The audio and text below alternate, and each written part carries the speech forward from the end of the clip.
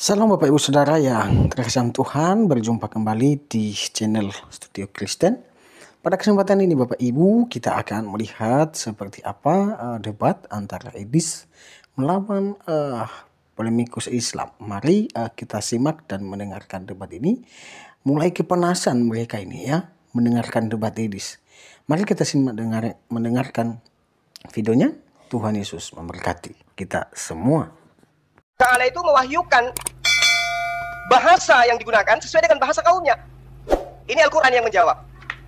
Wa ma arsalna min rasulin illa bilisani qaum liyubayyina lahum wa yudillullah may yasha'u wa yahdi may yasha'. Jadi kata Allah, kami tidak mengutus seorang rasul pun kecuali mereka para rasul ini kami utus dengan menggunakan bahasa kaumnya. Jadi kalau Anda mengimani ada beberapa nabi dengan bahasa yang berbeda, demikianlah Allah mewahyukan itu. Nah, Al-Quran kenapa diwahyukan kemudian dalam bahasa Arab? Karena datangnya kepada Rasul Muhammad SAW, di mana Rasulullah adalah penutur bahasa Arab. Dan lagi-lagi bahasa Arab adalah bahasa yang paling terkaya di antara seluruh bahasa yang ada di atas muka bumi. Contoh, kitab Anda banyak mengutip bahasa Arab, padahal original teksnya bahasa Yunani. Itu pembuktian yang sangat sederhana. Ya. Lalu kemudian, ketika Anda berbicara mengenai pewahyuan, Anda mengatakan tidak sistematis. Nah, inilah gunanya berbicara berkaitan dengan agama harus sesuai dengan bahasa original teks kitab. Jangan nyebrang ke agama orang. Sistematis yang saya maksud itu adalah dari Allah ke malaikat, ke nabi, ke kaumnya.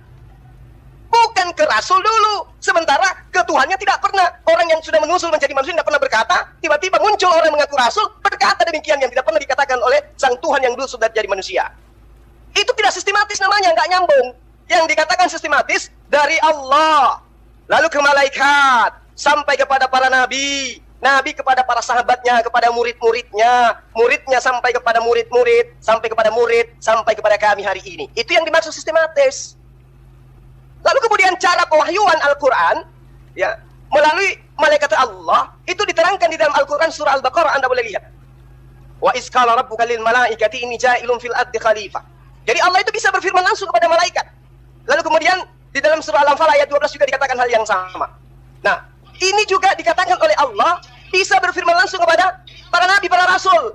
Dalam surah Asy-Syura ayat 51. Dan tidak mungkin bagi seorang manusia pun bahwa Allah berkata-kata dengan dia kecuali dengan perantaraan wahyu atau di belakang tabir. Atau dengan mengutus seorang utusan malaikat, lalu diwahyukan kepadanya dengan seizin Allah apa yang dikehendaki. Ini seirama dengan bilangan 12 nomor 6. Kitabnya Yahudi, bukan kitab Anda ya. Kitab Yahudi mengatakan, jika di tengahmu ada seorang nabi, maka aku Allah akan menyatakan diri kepada mereka melalui penglihatan mereka dan melalui dan berkata melalui mimpi-mimpi mereka. Itu kedudukan nabi. Lain cerita yang melakukan penyelidikan itu bukan nabi. Nah, lalu kemudian ketika berbicara mengenai pewahyuan, Rasulullah Muhammad SAW itu sangat jelas menerima wahyu, lalu kemudian menyampaikan wahyu, lalu kemudian para sahabatnya menghafalkan wahyu, lalu wahyu ini kemudian disampaikan, dituliskan lagi kepada para sahabat, kepada tabi'in, kepada tabi'in, sampai kepada kami umatnya baginda Rasulullah Muhammad SAW. Kenapa kemudian Al-Quran diwahyukan dalam bahasa Arab? Kenapa? Karena Al-Quran itu, ingat, karena Al-Quran itu diperuntukkan untuk seluruh umat manusia. Loh, kok bisa kayak begitu? Tengoklah, Al-Quran kemanapun menggunakan bahasa Al-Quran dan bisa diterjemahkan ke dalam bahasa manapun. Itu Al-Quran. Masuk ke Amerika, gunakan bahasa Arab, ada translate bahasa Inggris. Masuk ke Jepang, ada bahasa Arab, ada translate bahasa Jepang. Tidak seperti kitab orang lain yang menerima menggunakan bahasa Syria, bahasa Aramaik, tapi kitabnya kemudian bahasa Yunani. Al-Quran tidak demikian. Al-Quran diwahyukan dalam bahasa Arab, seperti yang saya terangkan tadi, bahwa Al-Quran itu adalah sastra tertinggi di antara seluruh bahasa yang ada di muka bumi. Bayangkan saja, kurang lebih 15 disiplin ilmu yang harus digunakan untuk mengkaji Al-Quran, yang adalah bahasa Arab yang digunakan oleh Allah, membuktikan bahwa semua manusia diberikan satu kepala untuk mengkaji Al-Quranul itu sendiri. Al-Quran menantang siapapun untuk menguji, autentikan bahwa itu adalah firman Tuhan. Siap, Gurunda. Terima kasih banyak untuk penjelasan yang komprehensif kepada pertanyaan-pertanyaan dari Pendeta MYM. Sekarang kita akan masuk ke sesi TikTok Gurunda Zuma dan Pendeta MYM, yaitu 10 menit untuk topik pewahyuan Al-Quran. Silahkan timer dibikin 10 menit. Saya nyangka ini dulu, karena dia bicara pertama tadi. Setelah saya sangka, baru kemudian masuk ke Bible. Ini dia kan bicara pertama tadi. Dia itu kan tadi bicara opening statement. Tadi tuh, Gurunda Zuma kan opening statement sendiri. Pendeta MYM kan nggak mau opening statement. Oh, gini loh, dia opening statement langsung saya sangka. Berarti itu dia. Yang terakhir ini harus saya sangka dong. Dia lebih banyak bicara kalau gitu. Enggak sama ini, sama ini. Nah, ini saya ada bantahan ini. Ada bantahan dari apa yang dia terakhir katakan itu. Harus adil. Gimana Gurunda ini? Kita kasih? Terserah, dia pokoknya kita kasih tamu kita, dia mau loncat salto terserah, kita ikuti lah. Oke, siap. Kalau gitu silakan pendeta ditanggapi untuk 5 menit terakhir, baru kita masuk ke sesi battle. Silakan. Ya, saya gini, ya harus adil lah. Dia bicara lebih banyak kalau saya tidak bicara ini. Jadi gini, ya, istilah sistematis tadi yang dari awal itu tadi yang dia katakan pewahyuan secara sistematis, ketika saya kejar, kemudian dia berputar dan mengatakan sistematis yang saya maksud itu dari Allah, kemudian kepada Nabi, kepada kaumnya, kepada para murid dan lain sebagainya. Ya oke lah, itu definisi dia sendiri. Tetapi saya tetap tidak melihat bahwa sistematis itu berkaitan dengan turunnya ayat-ayat dari Tuhan Anda itu kepada kitab Anda. Ya jelas itu, karena itu tadi situasional. Tapi kalau dia berkelit lalu mengatakan sistematis yang saya maksud itu dari Allah kepada Nabi, kepada kaum, kepada murid, ya silakan saja ya. Tapi yang jelas saya tidak mendapatkan pewahyuan yang sifatnya sistematis. Kenapa? Karena pewahyuan sifatnya situasional, bergantung kepada bagaimana nabinya, bagaimana situasi orang-orang pada saat itu yang katanya tadi membutuhkan firman Tuhan dan lain sebagainya. Ya, jadi saya melihat di sini memang pewahyuan daripada kitab Anda itu bergantung kepada orang-orang ya. Ya, tidak bergantung kepada kedaulatan daripada Allah untuk memberikan apa yang dia mau berikan tanpa harus didikte oleh situasi atau kondisi orang-orang. Ya, lalu kemudian begini. Ya, masalah dikatakan tadi Al-Quran untuk seluruh manusia. Nah, itu muncul tadi ketika saya bertanya apakah itu Al-Quran itu bahasanya Allah atau bahasa dunia. Dan Zuma tadi sangat jelas sekali mengatakan bahasa di dunia ini ya, bahasa Arab, bahasa di dunia ini. Itu artinya bahwa firman Allah itu lebih dahulu mengalami penerjemahan ke dalam bahasa Arab. Allah tidak datang kepada Anda, kepada Nabi Anda itu dengan bahasa Allah sendiri. Seperti itu. Jadi ada penerjemahan, ada translation di sana. Ada satu prinsip terjemahan. Dan Suma kemudian untuk melindungi diri, dia kemudian berkata Al-Quran untuk seluruh manusia. Tetapi saya tidak melihat itu, maafkan saya. Kenapa? Karena orang-orang Islam itu diwajibkan untuk belajar bahasa Arab. Harus belajar bahasa Arab. Ya, membaca Quran di dalam bahasa Arab. Sejak masih kecil mereka dididik seperti itu. Sehingga ini tidak menunjukkan satu spirit atau satu semangat bahwa Al-Quran untuk seluruh umat manusia. Ya, seperti itu. Nah, kalau dikatakan tadi, diterjemahkan ya.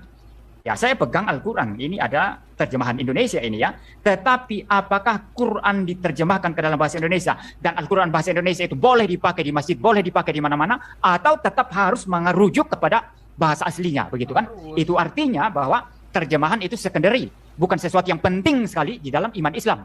Begitu, sesuatu yang secondary aja. Karena semua nanti tetap harus kembali belajar bahasa Arab. Sehingga tesis Anda yang mengatakan ini Quran untuk seluruh manusia itu memakan dirinya sendiri, berkontradiksi dengan dirinya sendiri dan tidak sesuai dengan spirit bahwa Quran bahasa Indonesia boleh dipakai di dalam kegiatan keberagaman Islam di Indonesia. Quran bahasa Amerika itu boleh dipakai dalam kegiatan beragama di Amerika tanpa harus orang merujuk kepada bahasa asli. Jadi Anda bertentangan dengan diri Anda sendiri di sini Suma. Jadi saya sudah menemukan tadi beberapa kejanggalan, kontradiksi yang Anda sampaikan. Dan ketika Anda berkata Al-Quran untuk seluruh manusia, saya tidak melihat itu. Ya, karena semua orang Islam walaupun memang ada terjemahan yang sifatnya secondary ke dalam bahasa-bahasa, tetap harus kembali baca Quran dalam bahasa Arab. Ya, beda dengan Alkitab yang baca pakai bahasa Indonesia. Asal diterjemahkan dengan benar, dengan tepat, itu sudah sah dan baca dalam bahasa Indonesia. Itu saja tanggapan saya. Silakan masuk ke dalam sesi vital sekarang. Siap, thank you Pendeta MYM untuk tanggapannya terhadap penjelasan Guru Nazuma. Timer silakan di reset 10 menit, kita masuk ke sesi battle.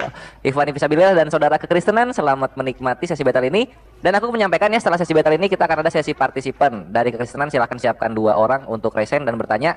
Aku kasihnya bentuknya supaya tidak memakan waktu lama, juga sesi battle ya, masing-masing 5 menit, silakan.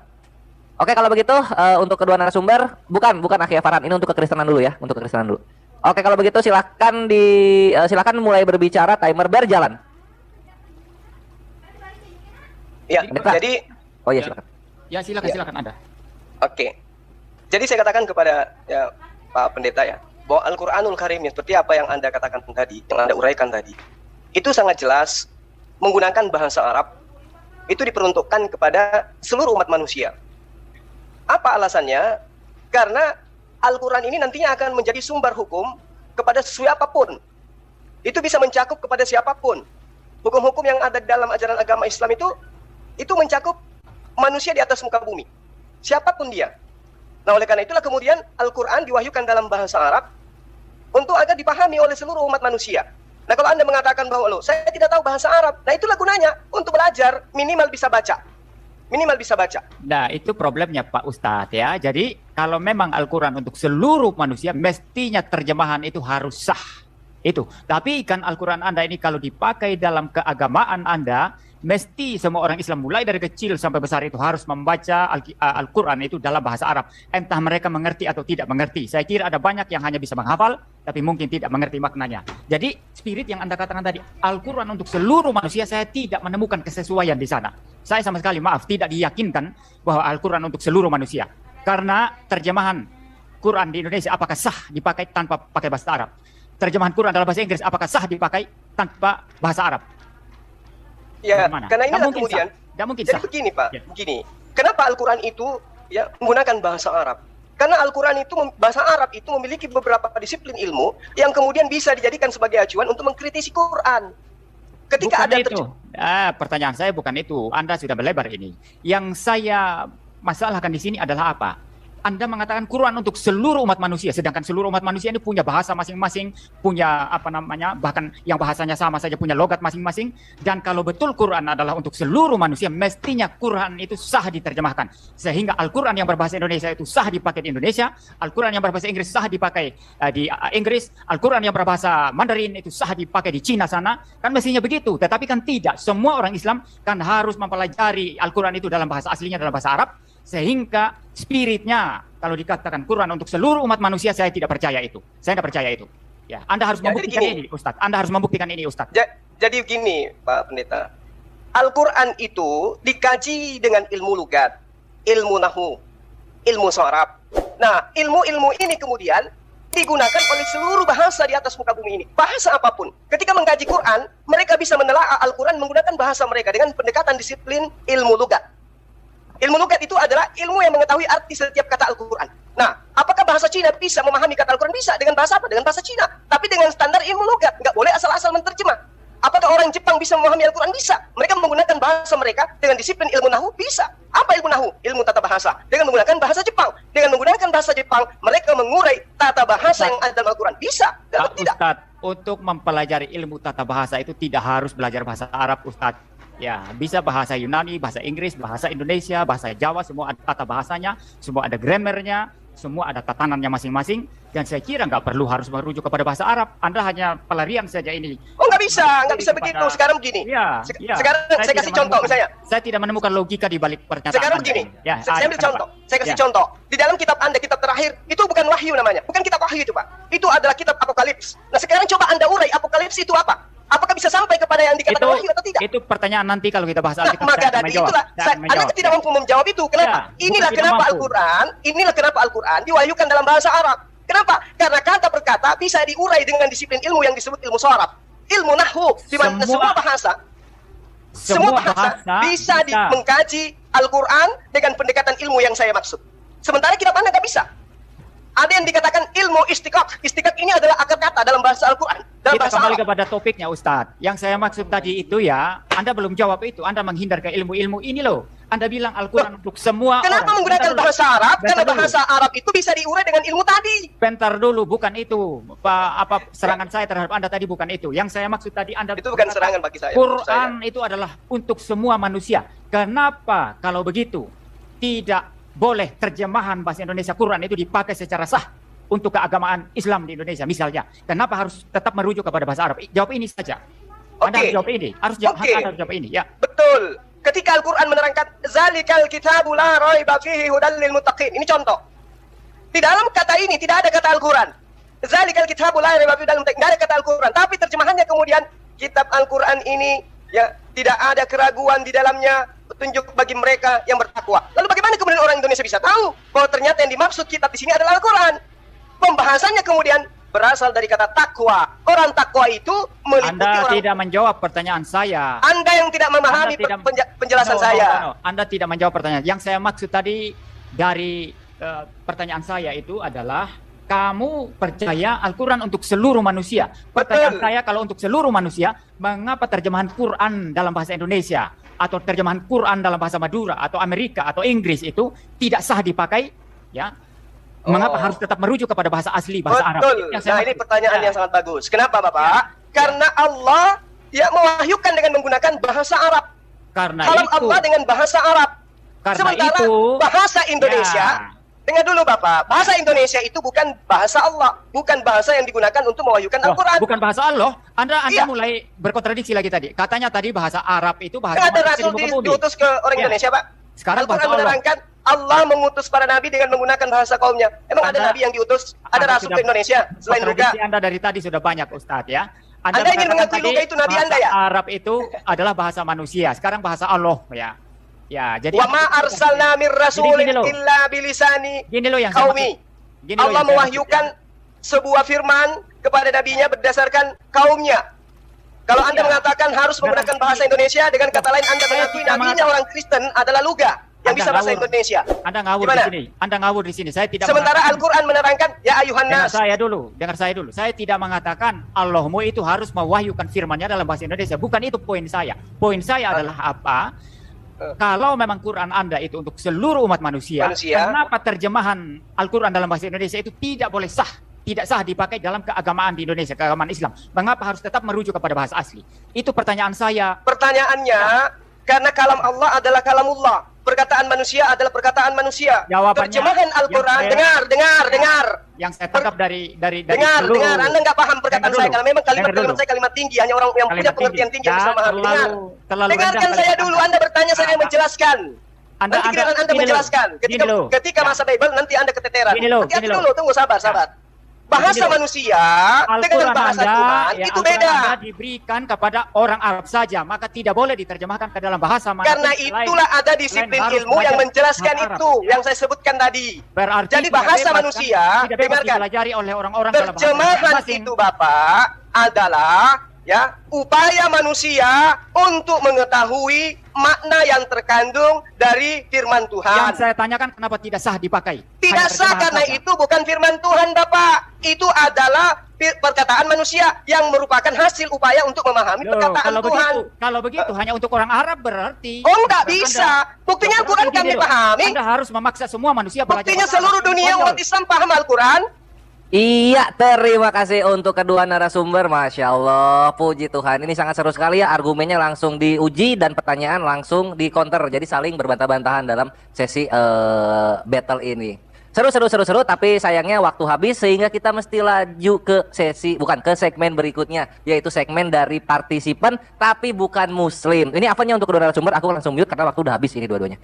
Kita akan ke partisipan kekristenan dulu Ikhwah, karena ini waktunya adalah bertanya kepada Islam. Topiknya ini mengenai pewahyuan Al-Quran. Sesi berikutnya baru standby yang Islam. Silakan dari kekristenan. Ini apakah Kristen ini Kristen? Coba. Aku buka dulu mute-nya ya. Silakan. Ya, izin Dari Kristen ya? Siap, Kristen. Oke, siap. Namanya siapa? Kristen. Oh, namanya Kristen juga. Ya udah nggak apa-apa. Oke, ini seperti yang moderator sampaikan, kita akan menggunakan sesi battle karena ini kita 2 topik malam ini sehingga berat untuk narasumber untuk tetap stay tune sampai jam-jam ke depan. Jadi mohon maklum. Kita sesi battle 5 menit untuk timer, silahkan dipersiapkan. Gurunda, tafadhol dibuka mute-nya. Oke. Saya bertanya. Sebentar belum Bre. Oke, Gurunda siap ya. Silahkan dari pihak kekristenan dulu yang memulai berbicara dalam waktu battle ini. Timer jalan. Ya. Oke. Pak Zuma, ini kan polemikus muslim tuh biasanya mengatakan Alkitab itu palsu. Memang waktu di sesi yang pertama versus Pak MYM itu Pak Zuma mengatakan, oh bukan palsu, asli, Alkitabnya asli. Ditulis oleh Lukas, Paulus dan sebagainya, tetapi itu bukan firman Tuhan. Jadi Pak Zuma mengatakan demikian. Nah sekarang saya mau merujuk kepada Ali Imran ayat 3 yang mencatat bahwa kitab-kitab sebelumnya, sebelum Quran itu, Taurat dan Injil itu benar. Lalu di An-Nisa 136 mengatakan, ada perintah dari Allah untuk percaya kepada kitab sebelumnya yang diturunkan sebelumnya itu. Nah, sebelumnya itu apa? Taurat Injil yang diklaim oleh Ali Imran itu benar. Nah sekarang pertanyaannya, bagaimana Pak Ustadz mau melaksanakan perintah An-Nisa 136 itu? Sementara Anda sendiri mengatakan kitabnya Kristen itu, Injilnya Kristen itu bukan firman Tuhan. Yang ada sekarang ini, itu bukan firman Tuhan. Lalu bagaimana Anda bisa melaksanakan perintah dalam An-Nisa 136 itu? Silakan Pak. Baik, pertanyaan yang sangat baik sekali ya. Satu dalil di dalam surah apa tadi? Dalam surah Ali Imran ayat 3. Nazzala 'alaikal kitaba bil haqq. Jadi dengan kebenaran. Jadi kitab ini mengandung kebenaran. Musaddiqal lima baina yadai wa anzal Taurah wal Injil. Jadi yang diuraikan Al-Qur'an diterangkan di sini. Allah mewahyukan kitab Al-Quran kepadamu Muhammad yang mengandung kebenaran, membenarkan kitab-kitab sebelumnya, dan menurunkan Torah dan Injil. Jadi ayat ini mengatakan Al-Quran ini mengandung kebenaran, Al-Quran juga membenarkan kitab-kitab sebelumnya, dan juga menurunkan, dan Allah juga ini menurunkan Torah dan Injil. Ini tidak dipungkiri oleh umat Islam. Jadi dari informasi Al-Quran, menerangkan bahwa Al-Quran ini membenarkan kitab-kitab terdahulu.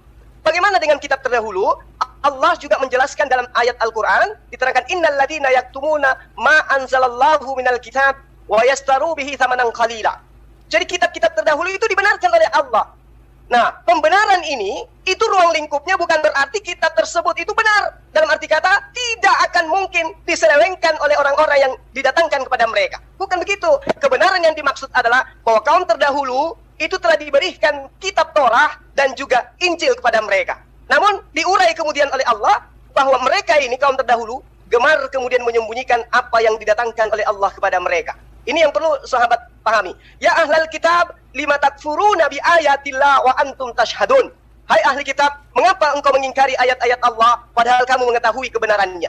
Ya ahlal kitab, lima talbisunal haqqa bil batil wa taktumul haqqa wa antum ta'lamun. Wahai ahli kitab, mengapa kau mencampur adukkan yang hak dengan yang batil dan menyembunyikan kebenaran padahal kamu mengetahui? Identifikasi sederhananya adalah kebenaran Al-Quran ini, kita tidak lagi pernah menemukan kitabnya Nabi Musa, dan tidak pernah lagi menemukan kitab yang diajarkan oleh Nabi Isa alaihissalam. Oleh karena itu kemudian apa yang Anda apa yang Anda pertanyakan dalam surah Ali Imran itu benar adanya. Bahwa Allah membenarkan kitab-kitab terdahulu. Ya, kitab yang dimaksud di sini adalah Injil Taurah. Oleh karena itu Islam beriman kepada kitab ini. Namun kemudian di dalam Al-Qur'an diterangkan dalam surah Al-Baqarah ayat 79, di situ diterangkan bahwa orang-orang terdahulu ketika mereka diberi kitab, mereka menyembunyikan kebenaran itu, lalu dia mengatakan, "Wailul lil ladzina yaktubuna al-kitaba bi aydihim tsumma yaquluna hadza min indillah liyastaru bihi thamanan qalila." Celakalah orang-orang yang menulis buku dengan tangan mereka sendiri, kemudian berkata ini dari Allah dengan maksud menjual dengan harga yang murah. Maka celakalah mereka karena tulisan tangan mereka, dan celaka yang mau menuliskan. Demikian. Ya, saya kira Anda belum menjawab pertanyaan saya tadi. Kan ini ada perintah, Pak, dari An-Nisa 136 untuk percaya kepada kitab yang diturunkan sebelumnya, Taurat dan Injil. Lalu Anda berkelit mengatakan itu sudah diselewengkan, atau itu bukan firman Tuhan lah. Maksudnya yang ada sekarang ini, itu sudah diselewengkan. Lalu bagaimana Anda mau melaksanakan perintah dalam An-Nisa? Iya, maaf, untuk berikutnya sesi battle sudah habis. Kita next ke pertanyaan berikutnya. Maka dari itu untuk kedua narasumber dan juga penanya silakan. Adinda boleh nggak mungkin. supaya teman-teman kita nggak kecil, boleh nggak 1 menit? Oh gitu. Boleh ya? 3 menit deh. 3 menit Gurunda nggak cukup ini soalnya. Jadi dari gini, kawan sebentar Gurunda. Dari kawan Kristen juga kalau misalnya udah dirasa ada yang kurang cocok dengan jawaban dan pertanyaan, langsung di ini aja karena ini sesinya battle gitu. Aku nggak bisa memberikan sesi tanya jawab, kepanjangan. Mohon dimengerti ya. Silahkan Kristen dibuka lagi mute-nya. Aku kasih 3 menit tambahan untuk Kristen saja spesial. Betul ya. Saya pikir tadi tanya jawab. Itu dia makanya. Sorry. Tadi surah apa tadi, An-Nisa ayat berapa ya? An-Nisa 136 itu kan perintah untuk percaya kepada kitab-kitab sebelumnya. Nah, sekarang faktanya yang ada sekarang Injil dan Taurat itu katanya diselewengkan oleh Ustaz Zuma itu tadi. Nah, bagaimana mau melaksanakan perintah An-Nisa 136 itu? Ya. Jadi di dalam ayat ini dikatakan, ya ayyuhalladzina amanu aminu billah wa rasulih. Jadi ini adalah perintah. Wahai orang-orang beriman, tetap beriman kepada Allah dan Rasulnya, yaitu Muhammad SAW, dan kepada kitab Al-Quran yang diturunkan kepada Rasulnya, serta kitab yang diturunkan sebelumnya. Nah, memang kami beriman kepada kitab itu, kami beriman. Kami tidak mengingkari bahwa adanya kitab yang pernah diberikan oleh Allah kepada nabi-nabi terdahulu, itu tidak ada. Kami beriman, kitab itu ada. Kami tidak pernah mengingkari itu. Rukun iman, ya, itu harus beriman kepada kitab-kitab sebelumnya. Namun kemudian, firman Allah juga menerangkan bahwa kitab sebelumnya ini, sebelum Al-Quran, itu sudah dicampur adukkan dengan kebenaran. Saya tanya kapan mulai dicampur adukkan? Kapan diselewengkan? Tahun berapa itu? Di mana? Nah, siapa yang menyelewengkan? Tahun berapa? Di mana? Dan siapa yang menyelewengkan? Oke, bagus. Saya tidak bisa kemudian menjelaskan siapa yang menyelewengkan. Kenapa? Nggak bisa dong. Harus dijelaskan supaya kita ngerti. Oke, itu kemampuan saya terbatas. Lah, nggak bisa. Harus jelaskan. Yang saya bisa uraikan kepada sahabat, kitabnya Nabi Musa itu sudah tidak ada. Tapi muncul kemudian kitab yang mengaku sebagai kitabnya Nabi Musa. Nah, siapa yang menuliskan itu? Anda boleh lihat sejarah 3 sebelum Masehi, bagaimana salah satu kaisar Romawi memerintahkan kitabnya Esra diterjemahkan ke dalam bahasa Septuaginta. Setelah Septuaginta, ke dalam bahasa-bahasa yang lain, tanpa menyertakan original teks dari kitab yang diterima oleh Nabi Musa. Kitab Musa itu Pentateuch, Kejadian, Keluaran, Imamat, Bilangan, itu ada itu. Dari Kapan itu Musa, diselewengkan? dari Kapan Musa diselewengkan? disampaikan Tahun kepada berapa? siapa? Siapa yang selewengkan tahun berapa? Dari di mana? Musa disampaikan kepada siapa? Siapa yang selewengkan kitab Musa? Saya itu? tanya Yang Anda, dari Musa Enggak. disampaikan Yang selewengkan kepada siapa? siapa? Yang selewengkan itu siapa? Pasti Sementara orang-orang kitab- ahli kitab. Siapa? Pasti Siapa ahli itu ahli kitab. kitab? Kapan itu diselewengkan? Nah, Tahun sekarang berapa? apa? Di mana? Oke, baik. Tahun berapa? Dengar, Di dengar. mana? Tunjukkan literatur satu yang nama mengatakan kepada demikian. saya Ini saya tidak ketika hanya ingin Musa mengklaim. meninggal. Anda hanya klaim saja. Tunjukkan literatur mana yang Ketika mengatakan Nabi Musa Pentateuch meninggal, itu sudah diselewengkan. tunjukkan kepada Atau Injil saya itu sudah siapa yang diselewengkan. menerima Torah dari Nabi Musa. Silakan, Pak. Beban pembuktian ada di Anda. Beban Karena Anda pembuktiannya itu mengatakan ini sudah ada pada diselewengkan. Anda. Oh, Kalau tidak. Anda Yang tidak bisa menuduhkan sampean. Yang membuktikan menuduhkan Ustaz Zuma bahwa ada bahwa ini oknum yang sudah menerima palsu, Torah dari Musa, sudah diselewengkan. Nah, berarti sekarang kitab yang buktikan. Anda terima Tidak bukan bisa. kitab Nabi Anda Musa. harus membuktikan siapa yang menyelewengkan. Anda Di harus mana membuktikan itu, tahun ada berapa. orang yang Oh, yang menerima menuduhkan kitab sampean. Torah Yang menuduh Anda kok dari saya Musa. membuktikan. Ini kacau dong. Nggak bisa Bukan begitu. kacau, bukan Nggak bisa. kacau. Iya, terima kasih. Aduh, aku sebagai moderator ini apa ya, puas untuk memberikan waktu, nggak rugi. Ternyata seru. Yang dibawakan itu topiknya mengenai pembuktian manuskrip ini jatuhnya. Ini seru nih di sini. Cuman sayang topiknya kita nggak kesana. Mungkin Kristen bisa kita nanti lanjut dialog di lain kesempatan ya tentang ini dengan Gurunda. Gitu. Ini sangat seru. Tapi sayang waktunya habis dan kita mesti berbagi dengan yang lainnya. Semoga pertanyaan dan juga penjelasan dari Gunda Zuma menjadi hikmah bagi masing-masing keimanan gitu. Karena ini seru dan berat topiknya untuk kali ini. Oke, berikutnya kita lanjut ke thank you Kristen ya. Berikutnya kita lanjut ke kawan kekristenan yang lain. Aku kasih 2 kesempatan lagi. Berikutnya siapa ya? Ardian, apakah Ardian ini Adek, 6? tadi sepakatnya satu penanya aja deh pertama. Oh gitu ya? Iya, nanti satu aja juga ke Muslim, ke Pak Pendeta kita. Oh gitu, boleh deh Gurunda, siap-siap. Oke Iya. deh, ini oke deh kalau begitu. Kang kawan, kita menghargai permintaan Gurunda ya, karena memang nantinya delay 20 menit. Kasihan pendetanya nanti Jadi karena ada tambahan 4 pertanyaan lagi. Oke deh. Siap, kalau begitu silakan kita closing masing-masing pihak. Berarti dari Gurunda dulu ya? Kita Bible kan belum dibahas deh. Betul, enggak maksudnya closing untuk sesi ini atau enggak perlu? Closing nanti aja? Nanti terakhir, ya. Oke, siap kalau begitu. Oke deh, kalau begitu kita lanjut sekarang Ikhwani Fisabilillah dan saudara-saudari kekristenan. Kita lanjut ke ke sesi berikutnya, yaitu mengenai pewahyuan Bible. Sekarang adalah posisinya pihak kekristenan defensif atau menjelaskan dan pihak dari Muslim bertanya. Oke, seperti yang sudah disepakati, opening statement akan diberikan waktu 7 menit. Pendeta MYM jika siap katakan siap. Ya. Suaranya kecil banget. Bentar ya. Ya, suara saya jelas enggak? Kecil banget. Kok bisa? Sebentar. Kalau sekarang bagaimana? Kecil banget sih. Nggak bisa di ini, nggak bisa di. Ini mentok ini, segede segini aja. Waduh, kalau terlalu kecil ya nggak kedengaran suara Ini, saya. ini yang tadi, ini suara yang tadi, sip. Itu yang tadi. Itu bagus itu.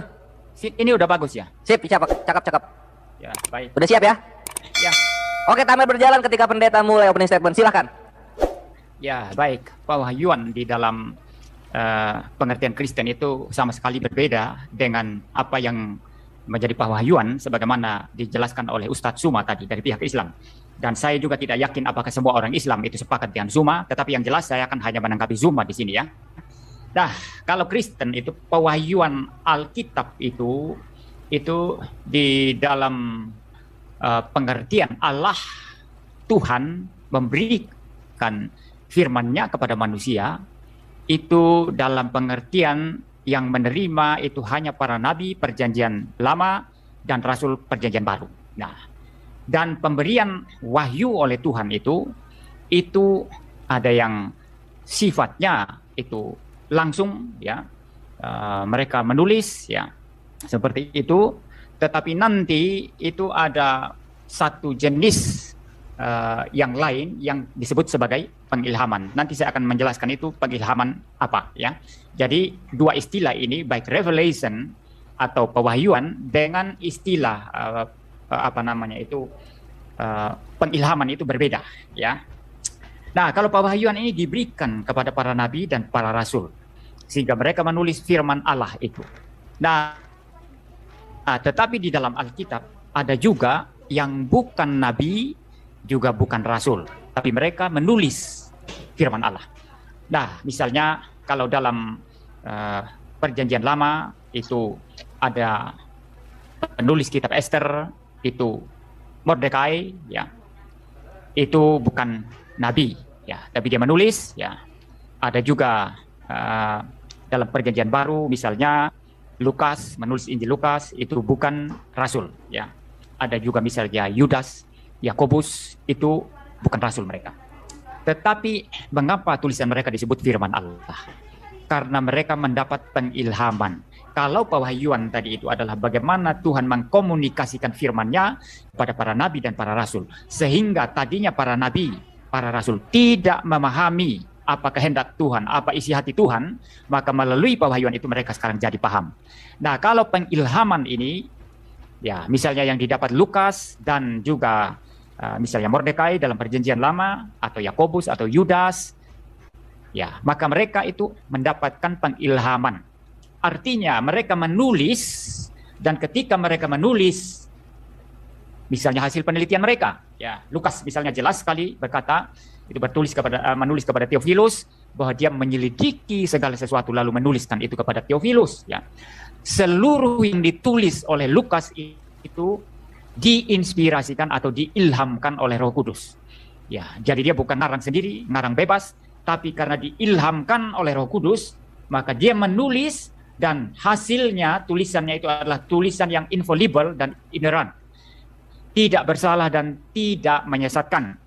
Maka saya jelaskan begini, pewahyuan hanya didapat para nabi dan para rasul. Ya, ada nabi, ada yang bukan nabi, ada yang bukan rasul menulis, mereka mendapat pengilhaman sehingga apa yang mereka tulis itu tidak salah, tidak menyesatkan walaupun itu adalah hasil penelitian mereka. Nah, kalau pewahyuan ini khusus untuk nabi dan rasul, maka pengilhaman itu semua dapatkan. Nabi menulis wahyu yang diterima dari Tuhan itu tidak salah, tidak menyesatkan karena diilhamkan. Rasul sama menulis itu wahyu yang mereka terima dari Tuhan tidak salah dan tidak menyesatkan karena itu juga diilhamkan. Jadi kalau ilham itu mencakup semuanya, kalau wahyu hanya diterima oleh para nabi, para rasul. Tetapi sekaligus juga para nabi, para rasul itu juga mendapatkan ilham sehingga tulisan mereka perihal wahyu Allah yang mereka terima itu tidak salah, tidak menyesatkan. Dan di dalam pewahyuan dan pengilhaman ini Tuhan menggunakan seluruh keberadaan manusia, situasi dia, ya, termasuk pendidikan dia, semua dipakai, kemanusiaan dia semua dipakai.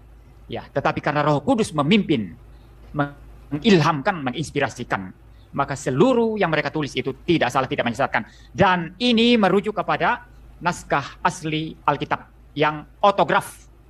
Ya, yang sekarang ada itu manuskrip, ya, itu adalah salinan dari yang asli. Lalu kemudian juga ada terjemahan itu ada. Ya.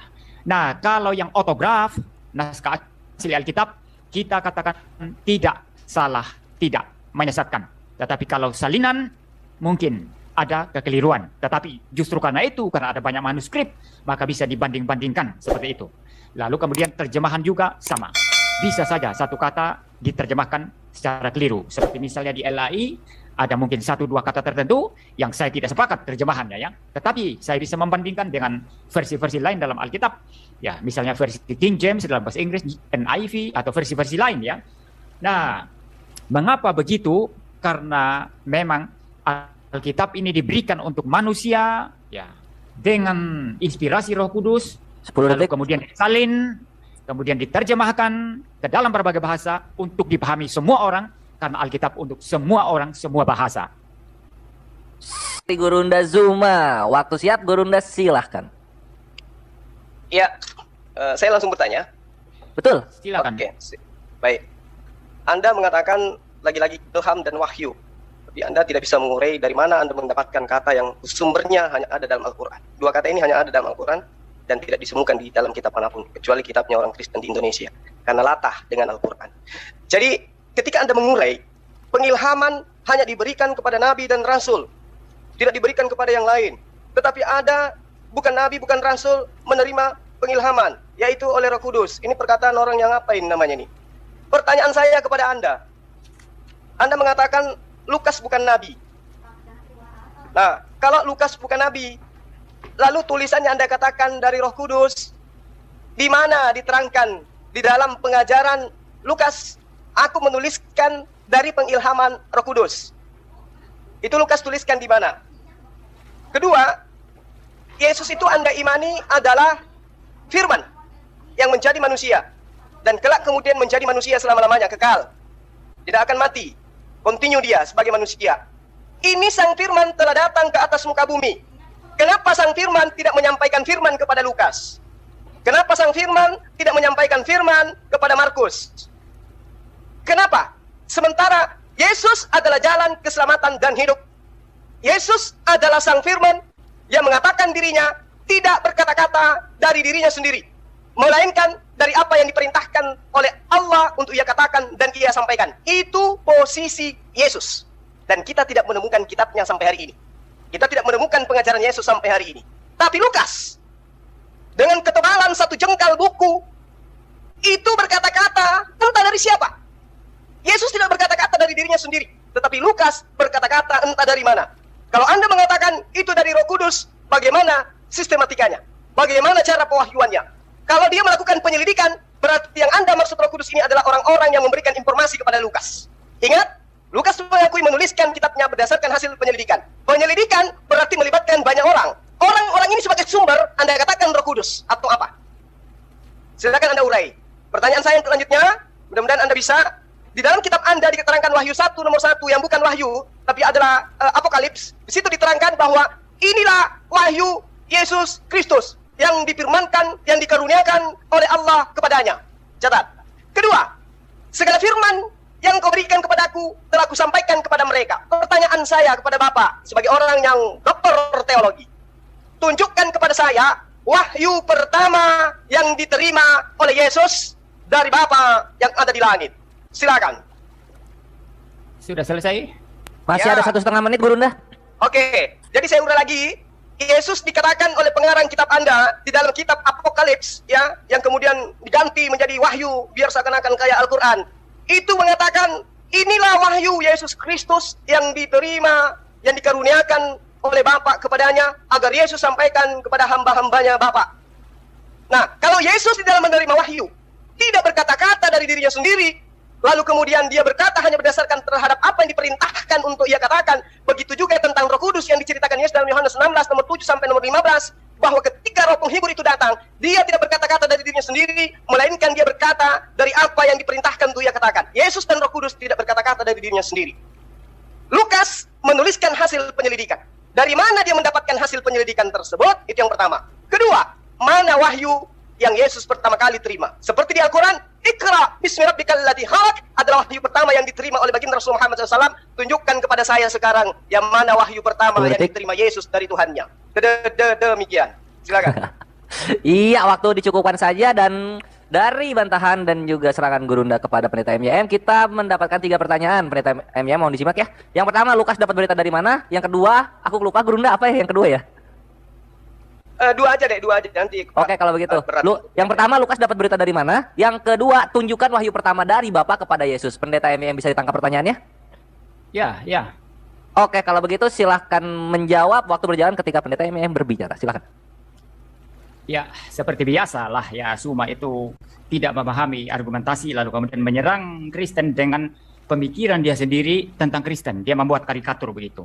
Pengertian wahyu dan ilham saja tadi saya sudah jelaskan, dan Anda tidak bisa menggunakan perspektif Islam Anda untuk kemudian menyerang Kristen perihal wahyu dan ilham, karena Kristen mempunyai pengertian sendiri ya. Saya mungkin bahas ini dulu ya.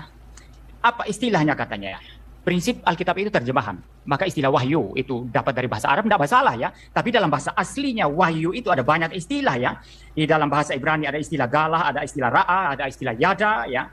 Lalu kemudian ada dalam bahasa Yunani itu epipanein, ya, empanisein, glorizein, gilon, dan lain sebagainya. Termasuk apokaluptein, ya seperti itu. Itu istilah pewahyuan yang ada di dalam Alkitab. Yang maknanya adalah membuka penutup sesuatu yang tadinya tidak jelas menjadi jelas. Ini cara Tuhan menjelaskan kepada para nabi dan para rasul. Lalu istilah ilham itu ada istilah di dalam misalnya 2 Timotius 3 ayat 16 ya, theopneustos di sana. Ada istilah theopneustos, Allah menghembuskan keluar firman-Nya. Dari sana istilah ilham itu didefinisikan bahwa Tuhan yang memberikan firman itu menjaga firman-Nya sehingga dicatat dengan begitu teliti, begitu baik, dan tidak mengandung kesalahan sedikit pun. Kalau sekarang mengenai Lukas ya, bagaimana, di mana Lukas berbicara seperti itu ya, melihat Alkitab tidak dengan ya, melihat pewahyuan dan pengilhaman Alkitab tidak dengan cara bahwa di dalam kitab itu sendiri ada klaim. Ini mirip pertanyaan kemarin ya, di mana Yesus mengklaim itu di bahwa dia adalah Allah. Itu saya sudah bantah dan Suma tidak bisa jawab itu. Ya. Nah begini, ya. Mengapa satu kitab itu adalah kitab yang diilhamkan, kitab yang diwahyukan dan diilhamkan? Karena kitab-kitab itu ditulis dan ketika mereka ditulis dipakai oleh gereja mula-mula dan diakui otoritasnya. Kedua, doktrin-doktrin yang di dalamnya itu bersesuaian, tidak berkontradiksi satu dengan yang lainnya. Doktrin-doktrin tentang Allah, tentang Kristus, tentang penciptaan, penebusan dosa dan lain sebagainya. Lalu kemudian juga bahwa kitab-kitab itu ditulis oleh para nabi atau para rasul dan orang-orang yang berada di bawah otoritas rasul tertentu. Misalnya Lukas, walaupun dia bukan rasul, tapi dia berada di bawah Rasul Paulus. Dia pernah mengikuti perjalanan penginjilan Rasul Paulus. Ya. Nah, karena prinsip-prinsip ini ya dilihat, ya doktrinnya sama, beres. Ya. Lalu yang menulis para rasul, para nabi, dan orang-orang yang berada di bawah otoritas para rasul, para nabi. Lalu kemudian juga diterima oleh gereja mula-mula dan dipakai itu sebagai standar di dalam seluruh pengajaran mereka. Dengan demikian, ini tentulah Tuhan yang mengilhamkan, yang mewahyukan kebenaran-kebenaran semacam ini. Tanpa harus dalam kitab-kitab itu ada klaim bahwa mereka sudah menerima, mereka sudah mendapat ilham dan lain sebagainya. Klaim-klaim seperti itu saya kira tidak terlalu urgent. Ya. Misalnya, kalau Nabi Anda mengklaim menerima itu, ya perlu juga ditanyakan saksinya mana? Saksinya siapa? Dia menulis dengan siapa? Ya. Nah, kalau di Kristen melihat kesulitan semacam itu karena urusannya ini Tuhan dengan penulis, maka tidak perlu membuat klaim-klaim. Ya, yang jelas kitab-kitab itu sendiri menunjukkan dirinya mempunyai wibawa ilahi. Itu yang sangat-sangat penting. Ketimbang mengklaim-klaim dapat dari wahyu Tuhan, dapat dari ini, dapat dari ini. Pertanyaan berikut nanti saksinya mana? Rumit kan? Kalau saya tanyakan Nabi Anda menulis itu mendapat wahyu, ilham itu saksinya siapa? Begitu kan rumit juga Anda menjawab. Ya.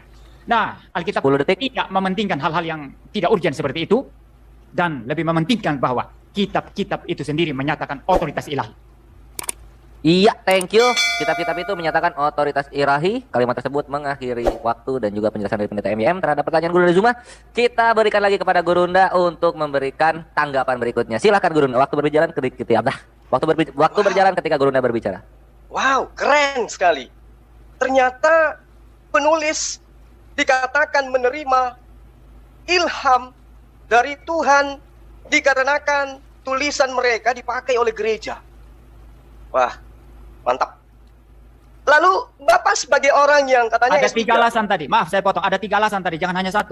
Anda hafal semua?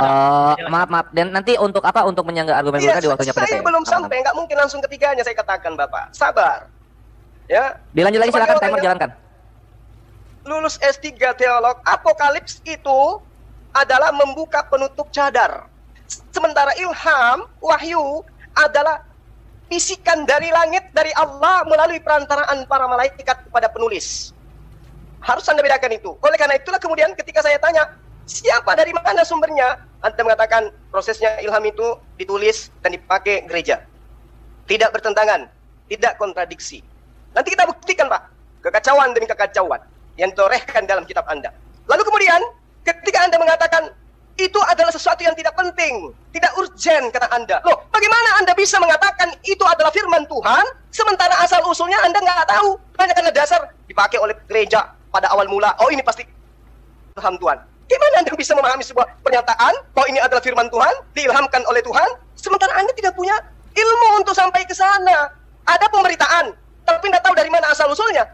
Kalau kami tadi saya mengurai Al-Quran dari Rasulullah sampai kepada sahabat, sahabat kepada murid, murid kepada tabi-tabiin sampai seterusnya. Nah, Lukas terima dari mana ini? Tulisannya ini dapat dari mana? Setebal itu tulisannya dari mana? Sementara Yesus sendiri yang adalah sang firman, kata dia, kata teman Kristen, itu tidak berkata-kata, sangat berhati-hati dia menyampaikan sesuatu kepada Bani Israel. Apa yang aku katakan bukan dari diriku sendiri, tapi dari Dia yang telah mengutus aku. Aku tidak berkata-kata dari diriku sendiri, sesuai yang diperintah, kecuali yang diperintahkan untuk aku katakan. Lukas dasarnya apa mengatakan itu firman Tuhan? Teman Kristen mengatakan itu firman Tuhan, dasarnya apa? Sedangkan nyampai kepada Yesus saja tidak. Sampai kepada Yesus saja tidak. Oleh karena itulah kemudian, kalau ada sampai kepada Yesus, tolong tunjukkan kepada saya wahyu pertama yang diterima Yesus itu yang mana? Karena menurut penulis Pulau Patmos di dalam kitab Apokalips yang kemudian dibungkus dengan kata wahyu, inilah wahyu Yesus Kristus yang dikaruniakan Allah Bapa kepada dia untuk Yesus sampaikan pada hamba-hambanya. Pertanyaan saya, sebagai orang yang tidak mau dibodoh-bodohin, meskipun saya tahu nanti habis ini pasti Anda akan monolog, goblok-goblokin saya. Tunjukkan kepada saya, mana wahyu pertama yang Yesus terima? Apakah wahyu pertama yang Yesus terima ini sampai kepada Lukas, sampai kepada Markus, sampai kepada Yohanes, sampai kepada Matius, sampai kepada Paulus? Atau jangan-jangan benar yang diterangkan Al-Quran sesuai dengan pertanyaan tadi surah An-Nisa ayat 136 bahwa Torah itu sudah dihancurin terlebih dahulu. Jadi kayak mana lagi kita mau menerangkan? Kalau Al-Quran berbicara ilham, Pak, fa'alhamaha fujuraha wa taqwaha. Dalil ada, bos. Fa'alhamaha. Dan Allah kepada dia diilhamkan kepadanya jalan kebenaran, jalan kesesatan, jalan ketakwaan. Dalil ada. Pijakan Islam berbicara ada. Fa'alhamaha fujuraha wa taqwaha. Anda berbicara ilham dari tadi. Anda seorang master, Anda seorang dokter, tapi mengurai kata ilham Anda tidak mampu. Kasihan. Berbicara mengenai wahyu, Anda tidak mampu menguraikan. Lantas apa Anda nantang saya berdialog? Apa ilmunya? Pijakannya apa? Nggak ada sama sekali. Tolong jawab saya. Wahyu pertama yang diterima Yesus itu mana? Disampaikan kepada siapa? Sehingga kitabnya sekarang Anda tenteng untuk ajarkan orang. Inilah wahyu dari Tuhan. Inilah roh dari Tuhan. Tapi ternyata yang dikatakan roh Tuhan sampai ke Yesus aja kagak, apalagi kepada Allah Bapa. Demikian. Terima kasih Gurunda. Waktu sangat penuh dan padat, diberikan bantahan keras kepada pendeta MYM dari penjelasannya. Sekarang kita akan mendengarkan dari pemaparan pendeta MYM berikutnya. Pertanyaan masih sama pendeta ya. Tunjukkan wahyu pertama dari Bapa kepada Yesus. Silahkan.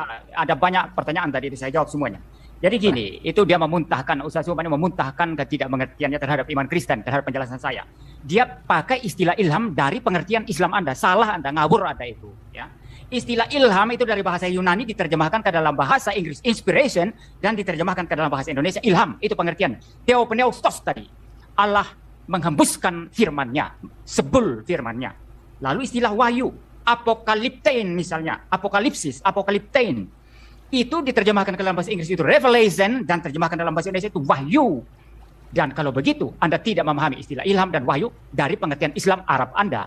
Kenapa Anda harus membawa istilah apokaliptein sama istilah theopneustos tadi itu, bagaimana Tuhan menghembuskan firman-Nya ke dalam agama Islam Anda? Ini ngawur sekali Anda, itu bersuara berapi-api tapi tidak ada isinya ya. Nah, baik, sekarang itu mengenai istilah ya. Jadi tidak relevan ya. Lalu sekarang dikatakan tadi juga disinggung Injil Lukas ya. Ya, tidak jelas itu di mana Lukas ya. Dan saya sudah memberikan indikator itu 3 tadi. Kenapa dilihat sebagai berwibawa ilahi? Karena diterima secara aklamasi oleh gereja-gereja waktu itu, ditulis oleh para rasul atau para nabi, atau orang yang berada di bawah otoritas para nabi dan rasul. Dan juga timernya mana ini ya? Timernya harus munculkan. Timer pause. Pause dulu, munculkan. Saya tidak mau kalau tidak ada timer. Timer tolong di dipin resen. Siap. Ini yang resen tolong ya, jangan ini ya. Biarkan ini aja, biarkan timer aja dulu. Ya, silahkan pendeta MYM dilanjut. Ya, yang ketiga bahwa tulisan-tulisan itu doktrinnya bersesuaian ya satu dengan yang lainnya. Ini yang menjadi penanda sehingga gereja hanya melihat tanda-tanda itu dalam kitab itu dan menyatakan mereka mempunyai wibawa ilahi ya. Nah, tentu saja hal ini tidak sama dengan klaim Islam ya. Kalau saya mengejar Suma misalnya dalam klaim Islam bahwa nabi Anda itu menerima wahyu Allah dari Jibril begitu ya. Nah, saksi nabi Anda siapa? Lalu kemudian menulis. Kalau tidak ada saksi siapa? Saksi malaikat siapa? Nama-namanya siapa? Ya. Kalau hanya mengaku klaim timer pause. Wahyu. Timer pause. Ya. Sebentar pendeta MYM. Seperti yang kita sepakati, kita tidak akan komparasi ya. Kita tidak komparasi ke belakang karena pihak Muslim pun tidak mengkomparasi ketika menjelaskan Al-Quran. Silakan dilanjut. Tadi ada komparasi dari awal. Enggak ada. Ada. Dari pihak Muslim enggak ada. Ada tadi. Enggak ada. Ada, nanti coba teliti lagi. Ya baik, saya lanjut ya. Jadi kalau saya tanya Anda pun akan keteteran ya. Itu masalah klaim. Maka saya melihat klaim tidak penting. Yang penting bagaimana kitab itu menghadirkan wibawa ilahi di dalam dirinya sendiri maka itu sangat-sangat menentukan. Sama juga Tuhan Yesus ketika tidak mengklaim kemasan kemari seperti orang gila, aku adalah Allah, aku adalah Allah, aku adalah Allah. Tetapi sifatnya, naturnya menyatakan keilahiannya, di sisi lain juga menyatakan kemanusiaannya. Seperti sangat clear, dan Kristen doktrinnya ini sangat bersesuaian satu dengan yang lainnya. Demikian juga dalam bagaimana kita melihat itu firman Allah, ya, berwibawa ilahi atau tidak, bukan karena klaim-klaim itu tadi. Nah, lalu kemudian masalah Yesus, ya. Dan di dalam kitab Wahyu ini jelas Yesus itu memberikan wahyunya kepada Rasul Yohanes. Ya, jadi kalau Zuma secara ngawur ini lari ke sana kemari, ya, kapan dia memberikan wahyu kepada Lukas, kepada Petrus, kepada yang lain-lain, ya? Kapan itu? Ketika Yesus hidup, ketika Yesus mengajar, dia mengajar kepada mereka, mempunyai otoritas ilahi karena Yesus adalah Allah. Disitulah dia berwahyu kepada mereka, dia mengajar kepada mereka. Ya, tetapi ketika membaca Wahyu ini, ya, Wahyu pasal 1, inilah wahyu Yesus Kristus yang dikaruniakan Allah kepadanya supaya ditunjukkan kepada hamba-hambanya yang harus segera terjadi. Ini wahyu khusus kepada Yohanes di Pulau Patmos. Dan apa isinya kan selanjutnya bisa dibaca. Silakan saja semua membaca wahyu-wahyu penglihatan-penglihatan yang diberikan oleh Tuhan Yesus kepada Rasul Yohanes untuk ditulis di sana. Jelas sekali. Jadi ketika ditanyakan, kapan Yesus memberikan wahyu ini kepada Lukas, kepada macam-macam begitu, ya? Wahyu ini diberikan kepada Yohanes khusus, ayat ini menyatakan demikian. Tetapi kapan yang lain dapat? Para murid sudah mendapatkannya ketika mereka setiap hari bersama-sama dengan Yesus Kristus. Dia mengajar di hadapan mereka, dia memberikan wahyunya kepada mereka. Dan mereka mendengarkan itu dengan teliti, dan nantinya mereka mengajarkan sesuai dengan apa yang dikatakan oleh Yesus. Dan klaimnya adalah apa? Yesus adalah Tuhan, Yesus adalah Allah. Apa yang mereka sampaikan itu adalah sungguh benar adanya. Ya, saya kira sampai di sini. Iya, apa yang mereka sampaikan sungguh benar adanya, Gurunda. Silahkan langsung ditanggapi saja. Iya. Jadi saya katakan kepada Anda, Wahyu 1 nomor 1 itu jangan dipelintir dong. Ini kitab Anda seorang master, dokter lagi. Jangan dipelintir dalilnya. Ini sudah bahasa Indonesia, dipelintir lagi. Inilah wahyu Yesus Kristus yang dikaruniakan Allah kepada Yesus. Bukan kepada Yohanes, Pak. Kepada Yesus. Inilah wahyu Yesus Kristus yang dikaruniakan Allah kepadanya, kepada Yesus, supaya ditunjukkannya kepada hamba-hambanya apa yang harus terjadi segera. Dan oleh malaikatnya yang diutusnya, ia telah menyatakan kepada hambanya Yohanes. Nah, itu baru kemudian Yesus menyatakan kepada Yohanes. Tapi awalnya, wahyu Yesus Kristus itu dikaruniakan Allah kepadanya, itu Yesus itu yang menerima wahyu. Tapi kalau kemudian Anda mengatakan, itu adalah Yohanes, oke. Tapi di dalam Yohanes 12:49 jelas di sana Yesus menerima firman dan menyampaikan firman. Yohanes 17 nomor 8 dikatakan, segala firman yang engkau berikan kepadaku telah aku sampaikan kepada mereka. Kalau Bapak membantah Wahyu 1 nomor 1, silakan Anda tunjukkan wahyu pertama yang diterima oleh Yesus dari Allah itu yang mana? Yohanes 17 nomor 8, segala firman yang engkau berikan kepadaku. Berarti Yesus menerima firman, kan? Aku tidak berkata-kata dari diriku sendiri. Apa yang aku katakan adalah apa yang disampaikan oleh Bapa untuk sampaikan dan aku katakan. Berarti Yesus menerima firman. Tunjukkan firman pertama, wahyu pertama yang Yesus terima dari Allah Bapa. Itu yang pertama. Anda nggak bisa jawab itu. Kemudian ketika Anda mengatakan, ilham firman itu adalah ini dan itu karena diterima oleh gereja. Berarti standarisasi kebenaran yang Anda maksud adalah kalau gereja terima, benar. Kalau gereja tolak, tidak benar. Sekarang saya ingin membuktikan. Dari seluruh pengarang kitab Anda. Matius di dalam bab 7 nomor 7 mengatakan begini. Segala sesuatu yang kamu kehendaki supaya orang berbuat kepadamu, perbuatlah demikian juga kepada mereka. Itulah isi seluruh hukum Torah dan kitab-kitab para nabi. Kata Matius, itulah isi seluruh hukum Torah dan kitab para nabi. Setelah saya bertahun-tahun menyelidiki pernyataan pengarang Matius ini, saya tidak temukan itu di Torah. Dan saya tidak temukan itu di dalam kitab para nabi. Saya temukan di mana? Saya temukannya di dalam kitab Lukas, Pak. Lukas 6 nomor 31. Dan sebagaimana kamu kehendaki supaya orang berbuat baik kepadamu, perbuatlah juga demikian kepada mereka. Bukan di dalam kitab para nabi tertulisnya. Matius bilang kitab para nabi. Nah, sementara Bapak membantah Lukas itu bukan nabi. Kedua, Markus. Di dalam bab 1 nomor 2, Markus 1, seperti yang tertulis dalam kitab Yesaya. Lihatlah, aku menyuruh utusanku mendahului engkau. Ia akan mempersiapkan jalan bagimu. Katanya di Yesaya, Pak. Setelah saya bertahun menyelidiki kitab Yesaya, saya nggak temukan perkataan Markus ini. Saya temukan di mana, Pak? Maleakhi 3 nomor 1. Ini yang Anda katakan firman Tuhan, ilham Roh Kudus. Ini yang Anda katakan ilham. Ini yang katakan wahyu. Ngakunya tertulisnya di Yesaya, faktanya semua menemukannya di Maleakhi 3 nomor 1. Lihat aku menyuruh utusanku supaya mempersiapkan jalan di hadapanku. Wow, keren. Jadi tadi Markus, Lukas gugur ya Pak ya. Kemudian Paulus, coba kita. Paulus mengatakan dalam Paulus di Galatia 3 nomor 11. Dan bahwa tidak ada orang yang dibenarkan di hadapan Allah karena melakukan hukum Torah. Adalah jelas karena orang yang benar akan hidup oleh iman. Katanya di dalam Torah tertulisnya di hukum Torah. Begitu saya selidiki, ternyata tidak ada dalam hukum Torah, Pak. Ya, orang yang benar akan hidup oleh iman. Nggak ada, Pak, dalam Torah. Yang ada tertulisnya malah lagi-lagi di Habakuk 2 nomor 4. Sesungguhnya orang yang membusungkan dada tidak lurus hatinya, karena tetapi orang yang benar akan hidup oleh imannya. Habakuk, Pak, bukan kalau Habakuk itu, Pak, bukan Torah, Pak. Kok jadi saya ngajarin Bapak nih? Tapi nggak apa-apa. Nah, jadi Paulus sudah kita buktikan, Markus sudah kita buktikan, Lukas sudah kita buktikan. Coba siapa lagi? Yohanes, coba. Yohanes, Pak. Yohanes di dalam Yohanes 10 nomor 34 kata Yesus kepada mereka, tidakkah ada tertulis dalam kitab Torah, kamu Tuhan berfirman, kamu adalah Allah. Ternyata bukan di Torah tertulis. Terima kasih. Malu saya, Pak. Tertulisnya. Iya, Pak. Siap, Guru. Siap di. Nanti kita simpan dulu yang Yohanes. Yohanes selamat, belum dapat bahas karena waktu keburu habis. Sekarang kita dengarkan kembali ke Pendeta MEM, tapi diingat ya untuk Ivan Villa ini adalah putaran terakhir. Lalu nanti kita masuk ke battle, kemudian partisipan dan closing statement. Silakan Pendeta MEM untuk berikan tanggapan terbaiknya. Ya, baik. Ya, saya sudah menjelaskan tadi yang firman Allah tidak bersalah, tidak menyesatkan, itu yang otograf, yang naskah aslinya. Cuma tidak paham itu.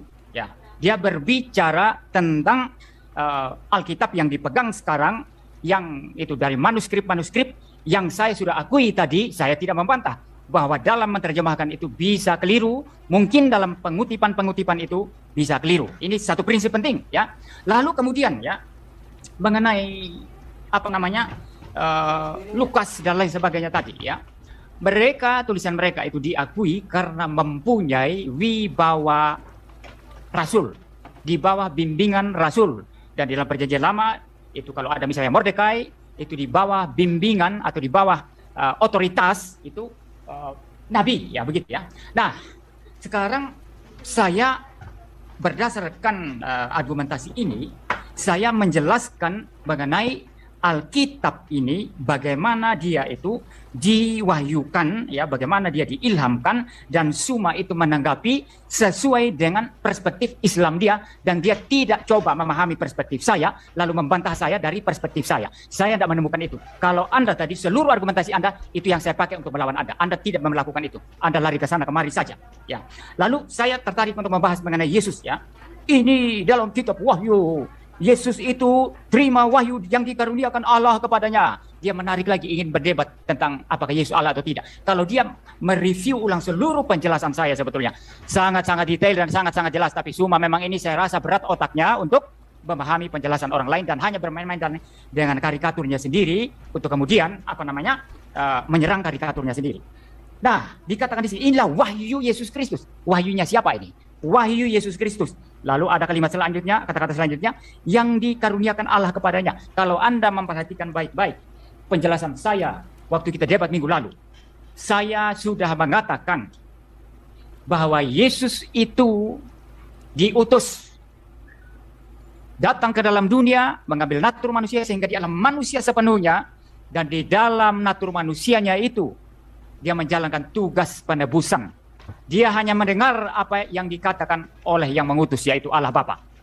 Dia hanya melakukan apa yang dikatakan oleh yang mengutus, yaitu Allah Bapa. Tapi karena waktu itu kurang, ya, kita debat waktunya sangat kurang, sehingga saya tidak detail menjelaskan. Dan saya mau jelaskan sekarang. Apakah Yesus lebih rendah dari Bapa? Karena dia diutus. Dan memang dalam kitab Wahyu ini Yesus memberikan wahyunya sebagaimana dikaruniakan oleh Allah, yaitu Allah Bapa. Karena memang Yesus di sini sifatnya bertindak sebagai Mesias, juru selamat, pengantara antara Allah dan manusia. Nah, apakah yang mengutus itu lebih tinggi daripada yang diutus? Tidak tentu begitu. Saya kalau mengutus seseorang untuk menyampaikan sesuatu hal kepada orang lain, orang yang saya utus sama manusianya dengan saya. Dia manusia, saya manusia. Dia tidak lebih rendah daripada saya. Tapi dia harus setia menyuarakan apa yang saya sampaikan kepada dia. Bukan karena dia lebih rendah, tapi karena dia adalah utusan saya. Demikianlah Yesus Kristus bertindak sebagai utusan. Tetapi sebagai logos ilahi, dalam kealahannya, firman Allah Bapa adalah firman Yesus sendiri. Maka dalam Injil, dalam Wahyu Yohanes ini, ketika dikatakan inilah wahyu Yesus Kristus. Benar bahwa itu wahyu dia sendiri, sekaligus benar bahwa wahyu itu diterima dari Bapa. Karena Bapa dan Yesus adalah satu adanya, satu hakikat, satu substansi keilahian. Firman Bapa itulah firman Yesus, itulah firman Roh Kudus. Tidak mungkin terjadi pertentangan. Maka tidak ada masalah di sini. Inilah wahyu Yesus Kristus. Memang itu wahyu Yesus Kristus. Karena dia dalam rangka diutus sebagai Mesias. 10 detik. Berdiri di sini yang dikatakan, yang dikaruniakan Allah kepadanya. Tidak ada kontradiksi, tidak ada masalah di sini. Lalu waktu saya sudah habis. Ayat-ayat tadi masih banyak. Ya mudah-mudahan nanti saya bisa ada waktu untuk menjelaskan. Nggak apa-apa, ini masih ada sesi battle kok. Oke. Nanti masih bisa dijelaskan di situ. Ya, silakan. Oke, Gurunda, tanggapan terakhir sebelum kita masuk ke sesi battle, berikan semangatnya Gurunda. Tafadhol. Oke. Jadi Anda sangat-sangat tidak akademisi, ya, tidak sesuai dengan titel. Anda mengatakan terjemah, itu terjemah. Nah, itulah makanya Anda jangan bicara terus nggak sesuai titel, itu tidak masuk dalam debat. Anda sudah melebar. Ya. Kalau Oke, Gurunda, untuk kali ini gini aku benarkan pendeta MIM. Tafadhol, Gurunda, dilanjut tanpa kesana. Ya, oke, nggak apa-apa. Oke, ya. Jadi Anda mengatakan naskah aslinya itu tidak salah. Tunjukkan pada saya, mana naskah aslinya? Anda nggak bisa tunjukkan itu. Oh, cuma mengatakan naskah asli. Kenapa wahyu terakhir sebagai batu sandungan untuk kitab kita sebelum Al-Quran? Itu makanya Allah berfirman dalam bahasa Arab. Karena bahasa Arab itu memiliki disiplin ilmu yang bisa digunakan untuk mengkritisin terjemah, mengkritisin original teksnya. Anda mengatakan, kenapa kemudian terjemahan yang salah? Kalau ilham, Pak, kalau Roh Kudus yang mengilhamkan dan itu wahyu, tidak akan salah seperti yang saya uraikan tadi. Itu tidak akan pernah salah. Katanya di Torah, tertulisnya di Maleaki. Katanya di Yesaya, tertulisnya di Mazmur. Ini wahyu, ini ilham yang Anda katakan itu. Terus sebagai orang yang terpelajar, tokoh agama, apa yang bisa Anda berikan kepada jemaat, kepada umat untuk mencerdaskan anak bangsa ini berdasarkan dengan apa yang Anda tahu? Jangan Anda sembunyikan, uraikan kebenaran itu. Ya, Al-Quran diterjemahkan ke dalam seluruh bahasa. Ketika terjemahan ini kemudian ada keliru, kembali kepada original teksnya. Makanya Al-Quran selalu disertakan. Al-Quran selalu menentang orang. Ya, bahkan Allah mengatakan, silakan tampilkan, hadirkan orang terhebat kalian. Buktikan kalau Al-Quran itu bukan dari Allah. Kitab Anda baru segini aja Anda sudah menampakkan sesuatu yang tidak sangat tidak akademis. Kemudian pertanyaan saya, Pak, kalau Yesus itu menerima firman dari Allah sebagai utusan Tuhan, tolong tunjukkan kepada saya mana firman Tuhan yang pertama kali diterima oleh Yesus supaya saya paham, oh ternyata Yesus menerima firman yang pertama itu adalah ini, kemudian disampaikan kepada ini, lalu disampaikan kepada ini. Mana, Pak, mana? Layaknya Al-Quran diterima baginda Rasul Muhammad SAW. Iqra bismi rabbikal ladzi khalaqa, khalaqal insana min 'alaq. Sampai kepada semua sahabat, bunyinya sama. Iqra bismi rabbikal ladzi khalaq, khalaqal insana min 'alaq. Mana? Yesus katanya firman. Tidak berkata-kata dari dirinya sendiri. Apa yang dikatakan adalah apa yang difirmankan oleh Tuhan untuk ia sampaikan. Tapi kok pengarang-pengarang kitab Anda kok nggak menuliskan firman yang diterima oleh Yesus? Kalau dikatakan dituliskan dari firman Yesus, firman yang mana yang pertama diterima oleh Yesus? Segala firman yang engkau berikan kepadaku telah aku sampaikan kepada mereka. Mana firman itu? Kalau Anda mau saksi, Bapak, Al-Quran diwahyukan 23 tahun kurang lebih. Disaksikan oleh para sahabat. Makanya mereka itu menghafalkan dan menuliskan. Karena mereka menyaksikan kebenaran itu. Sekarang, siapa yang saksi melihat Lukas bertemu Yesus? Siapa saksi melihat Markus ketemu Yesus? Sehingga tulisannya setebal itu dari mana? Dari pengilhaman. Dari kata ilham saja ambil dari Quran. Dari kata wahyu aja ambil dari Quran. Anda mengatakan Anda punya istilah lain. Gunakan istilah itu. Apakah kena? Kan tidak. Ilham itu adalah wahyu dari Allah. Anda gunakan ternyata catatan-catatan mereka bukan ilham dari Allah. Entah dari mana. Dari Yesus aja kagak. Apalagi dari Allah. Oleh karena itu pertanyaan saya. Anda belum jawab. Wahyu pertama yang diterima oleh Yesus dari Allah Bapa itu yang mana? Lalu disampaikan kepada siapa? Itu loh, Pak, pertanyaan saya. Sederhana. Di mana Bapak itu harusnya mempertanggungjawabkan itu. Karena Bapak adalah tokoh yang harus mencerdaskan anak bangsa. Oh, ini adalah firman Tuhan. Tuhan kita datang dalam rupa manusia. Setelah sampai kepada dirinya manusia, dia menyampaikan firman kepada Lukas. Firman yang pertama diterima Lukas dari Tuhan, manusia bernama Yesus adalah ini. Sampai Anda imani. Lawang ini nggak tahu yang mana yang diterima. Gimana mau dikatakan firman Tuhan? Oleh karena itulah Bapak, saya Zulkifli Abbas sangat menentang keras orang Kristen menggunakan kata Allah. Sangat menentang keras orang Kristen menggunakan kata Alkitab, ilham, wahyu, nabi, rasul. Karena nggak cocok, nggak sepadan dengan konsep iman Anda. Harusnya konsep yang Anda lakukan itu adalah gereja-gereja Romawi Yunani, orang-orang yang tidak bersunat itu, yang makan babi itu, itu menerima pemberitaan dari orang-orang yang tidak jelas, tidak sampai kepada nabi-nabi Israel. Itu baru betul. Tidak sampai kepada nabi-nabi Israel. Iya. Terima kasih, ini sangat seru, makin malam makin panas dan makin sini makin banyak ya argumen-argumen ikonik dari Pendeta MYM dan juga Gurunda Juma. Kita semakin dekat kepada penghabisan Ikhwani Fillah. Lanjut ke sesi battle, siapkan seluruh semangat dari para narasumber ini. Kalau mau minum, minum terlebih dahulu. Udah pada minum belum? Gurunda udah minum? Pendeta MYM udah minum? Ya, lanjut aja. Kita lanjut kalau begitu langsung ke sesi battle. 10 menit akan bergulir tanpa panjang lebar lagi. Silahkan Pendeta dan Gurunda. Ya, Oke, ada banyak baik. hal yang sebentar Anda tadi saya kasih waktu, saya yang bicara lebih dahulu sekarang.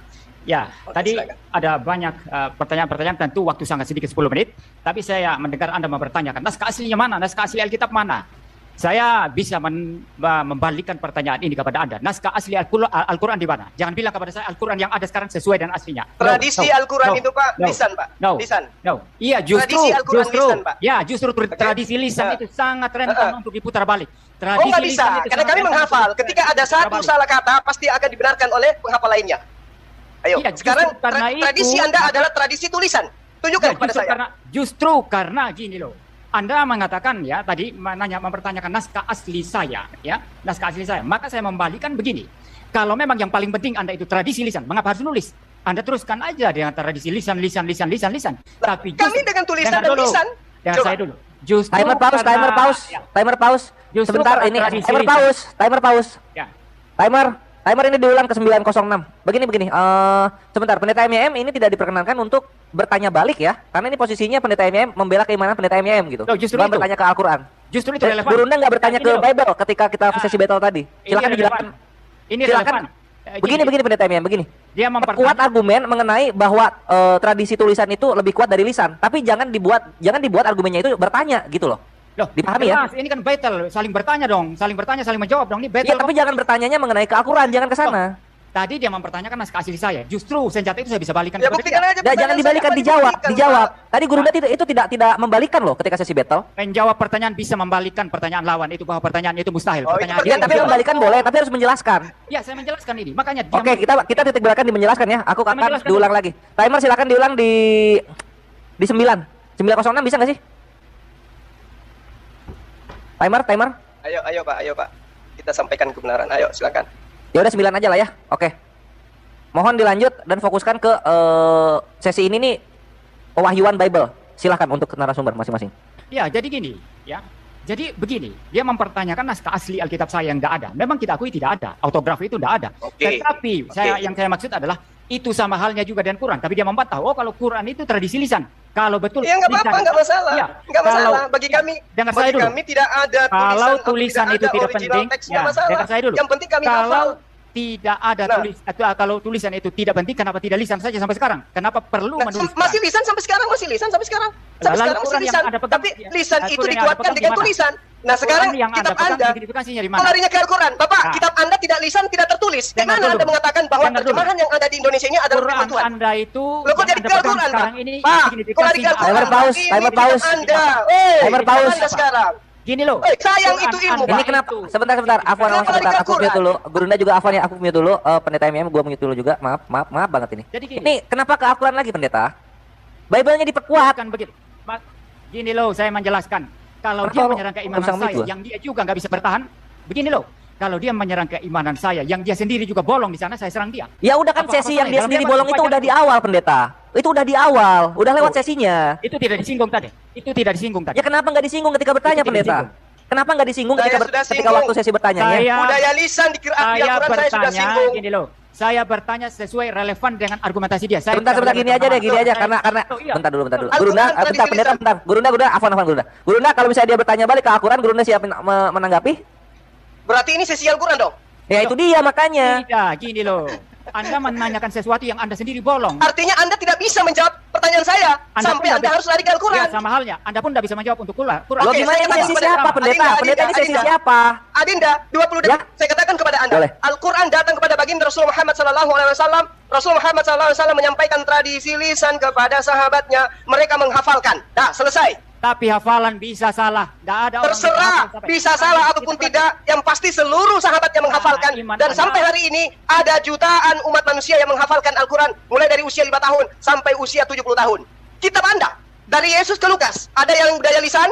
Yo, Tidak tembak, ada. Boy. Ada budaya tulisan? Tidak ada juga. Terus kenapa Anda mengatakan tulisan yang ada di Indonesia ini sebagai firman Tuhan? Apa dasar Anda? Silakan.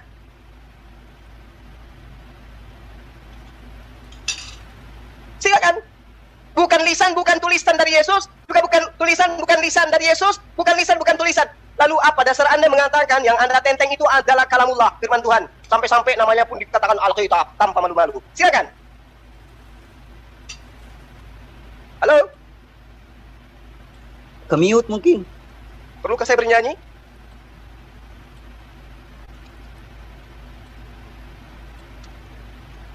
Budaya lisan, Rasulullah ikra bismi rabbikal ladzi khalaq. Para sahabat juga melantunkan dengan lisan itu. Ikra bismi rabbikal ladzi Maksud saya khalaq. tadi ya, Yuk. karena lisan nggak bisa disandari maka Quran Anda ditulis. Kalau lisan bisa disandari maka Anda perlu ditulis. Enggak begitu, Maka Bapak. begitu. Nah, Maka ini begini, yang Anda asli, yang membangun Al-Quran itu argumentasi apa? disebabkan karena Apa? ketidakberdayaan Anda. Anda yang tidak berdaya, Anda menanyakan yang asli mana? Bapak, Quran asli ada Bapak mana? tradisi Quran itu dengan tradisi lisan. Ya, Kami mereka- tidak butuh Ya, saya tanya sekarang. literasi yang kemudian tertulis, kami nggak butuh. Ya, Yang saya kami tanya butuhkan sekarang. adalah Saya tradisi tanya lisannya. Saya Sekarang tanya pertanyaan saya kepada Bapak, Sebentar kitab dulu, saya Anda tidak tanya. lisan, tidak juga tradisi Saya tulisan. tanya Anda Lalu dulu. apa dasar Sebentar, Anda sebentar, mengatakan Bible sebentar. yang tidak berasal dari sumber Yesus tanya sebagai Anda. firman Tuhan? Apa Anda jawaban diam Anda? dulu, diam dulu, saya tanya Anda dulu. Lisan Bapak yang jadi asli tanya Anda saya. mana? Nah, lisan yang original mana? Tunjukkan kepada saya sekarang. Lisannya siapa? Lisan Quran yang mana? Tunjukkan. Yang asli, kami yang hafalkan original. hari ini. Alhamdulillahi Rabbil Alamin. Orangnya Tunjukkan siapa? kepada saya ada Saya orang yang tidak mengucapkan percaya kalau- Al-Fatihah dengan Saya bacaan yang tidak berbeda. percaya Dari kalau negara Anda mana? tidak menghadirkan yang asli, yang lisannya Coba asli siapa? hadirkan kepada saya Yang lisannya ada asli orang siapa? melantunkan bacaan sholat Saya Al-Fatihah berbeda tidak dengan yang saya bacakan. mempercayai. Anda terima itu dari Al-Quran yang ditulis. Yang saya maksud lisannya siapa yang Anda tiru? Ini Anda lisannya terima- Bapak. Bapak, Anda ucapkan itu dari Al-Fatihah, Quran yang Bapak ditulis. Al-Fatihah Anda ketika terima itu dari Quran dilantunkan, yang ditulis. siapapun dia, Anda orang terima itu Jepang, dari orang Quran yang Cina, ditulis. orang Bugis, Itu orang bukan Makassar, lisan. orang No, no, no, Betawi, no, no, itu ketika bukan dia mengatakan lisan. Jangan Al-Fatihah, omong maka kosong. Itu mereka bukan semuanya mengatakan Itu bukan lisan. Alhamdulillahi Itu bukan Rabbil lisan. Alamin. No. Anda mengutip dari Quran. Anda hafal dari Quran. Anda baca dari Quran. Maliki Anda tidak mengutip dari lisan yang asli. Iyyaka na'budu wa iyyaka nasta'in. Itu seluruh Ya, dunia, itu Pak. Anda ambil dari Itu Quran. mendunia dari Itu Anda turun ambil temurun dari Quran yang sampai hari tertulis. ini. Pertanyaan Itu saya Anda kepada ambil dari Bapak, Quran yang Master tertulis. Teologi, Dokter Teolog. No. Kalau No. Yesus menerima firman, tidak melantunkan lisan dan tidak memerintahkan Sekarang begini. menulis, lalu kitab Semua- Anda ini apa? Semua yang Anda ucapkan tadi itu lisan yang Anda anggap lisan itu Anda anggap ambil dari Quran yang tertulis. Anda menipu di sini. Itu Anda Udah, anggap nggak ambil dari masalah. Quran yang tertulis. Pertanyaan saya, waduh Anda Bapak. menipu. Anda Oke, tunjukkan saya dulu. menipu, nggak masalah. Kalau itu sekarang tuduhan Anda Anda, tunjukkan nggak sekarang. masalah, nggak masalah. Lisan yang Yang asli itu pasti, mana? seluruh Oh. dunia, Al-Quran dihafalkan surah Al-Fatihah, surah An-Nas, atau surah-surah apapun itu, Iya, itu semuanya diambil sama. diambil dari tulisan Quran. Diambil dari tulisan. hafalan, Bapak. Bukan diambil Hafalan dari dulu, lisan. Bapak. Bukan diambil Bapak, dari lisan. Al-Quran Bukan diambil itu dari lisan. tradisinya lisan. Oke? Nah, Semua sekarang itu diambil dari Quran yang nanti tertulis. dituliskan setelah para penghafal sebagian ada yang gugur di medan perang. Sekarang pertanyaan Anda saya jangan kepada menipu kitab di Anda. sini. Anda Yesus jangan menipu tidak di sini. melisankan surah-surah Paulus. Yesus tidak melisankan surah Lukas, Tidak Markus, perlu Matius, begitu. Yohanes dan semuanya. Pertanyaan begitu. saya, dari mana asalnya tulisan-tulisan mereka yang begitu tebal? Yesus Saya mengajar sudah cuma 3 tahun, menjelaskan Bapak. Bapak, Oh. Yesus mengajar cuma 3 tahun. Dari mana Lukas menerima pemberitaan Anda begitu diam tebal, dulu, jangan. Markus begitu tebal, Yohanes Anda begitu tebal, yang surah-surah terus. Paulus begitu tebal. Ya, Bahkan Anda- Paulus, Rasul Anda menuliskan di dalam penjara. Dari mana dia dapat? Inspirasi Anda dari diam, mana sekarang itu? saya jawab. Tolong Anda jawab. Anda diam, sekarang saya jawab. Saya sudah Silakan. menjelaskan tadi. Mereka mendapat ilham dari Roh Kudus, mendapat wahyu dari Tuhan. Dari Dari mana Itu Anda menulis. mengatakan ilham dari Roh Kudus sementara sumbernya itu adalah Yesus? Loh, Yang sang firman adalah Yesus, Pak. Yesus yang memberikan kepada mereka karena Yesus adalah Dari Allah. mana? Mana Yesus dalilnya? adalah Tunjukkan Allah. pada saya. Loh, Yesus Tunjukkan. adalah Allah. Dia bisa memberikan Mana? Tunjukkan firman-Nya. dalilnya. Karena Di Yesus mana adalah Yesus Allah. mengatakan itu? Di mana? Jelas Yohanes 1 ayat 1 mengatakan Yesus Itu tulisan adalah Yohanes, Pak. Logos. Itu pengakuan Yohanes. Adalah Yang firman. saya minta pengakuan Yesusnya mana? Loh, kok pengakuan Yesus? Lah, dia Yang sang menulis- firman. Loh, Yang mana yang sang menulis firman? Yohanes atau Yesus, Pak? Yang menulis Yohanes, bukan Ya, Yesus. menulis. Yohanes menulis dari Yesus, kan? Yohanes menulis berdasarkan ilham Allah yang dia dapat. Bukan Lah, dari Yesus. Masalahnya apa? Bukan Yesus dari adalah Yesus. Allah. Yesus adalah Allah. Jadi ilham itu dari Oh, Bapa, nah, dari sekarang Yesus, dari Roh tunjukkan Kudus. pada saat Yesus 3 tahun keliling di Galilea, di Ya. mana dia memerintahkan penulis-penulis ini untuk menulis. Tidak perlu memerintahkan, dia mengajar, murid-murid mencatat. Tidak perlu Oke, memerintahkan. oke, 3 Dia tahun loh ya. mengajar, murid-murid 3 mencatat. tahun Yesus Nah, mengajar. Oke, 3 Nah, tahun. lalu, Pada ya, saat lalu. 3 tahun Yesus mengajar, pernahkah Lukas ini duduk di hadapannya?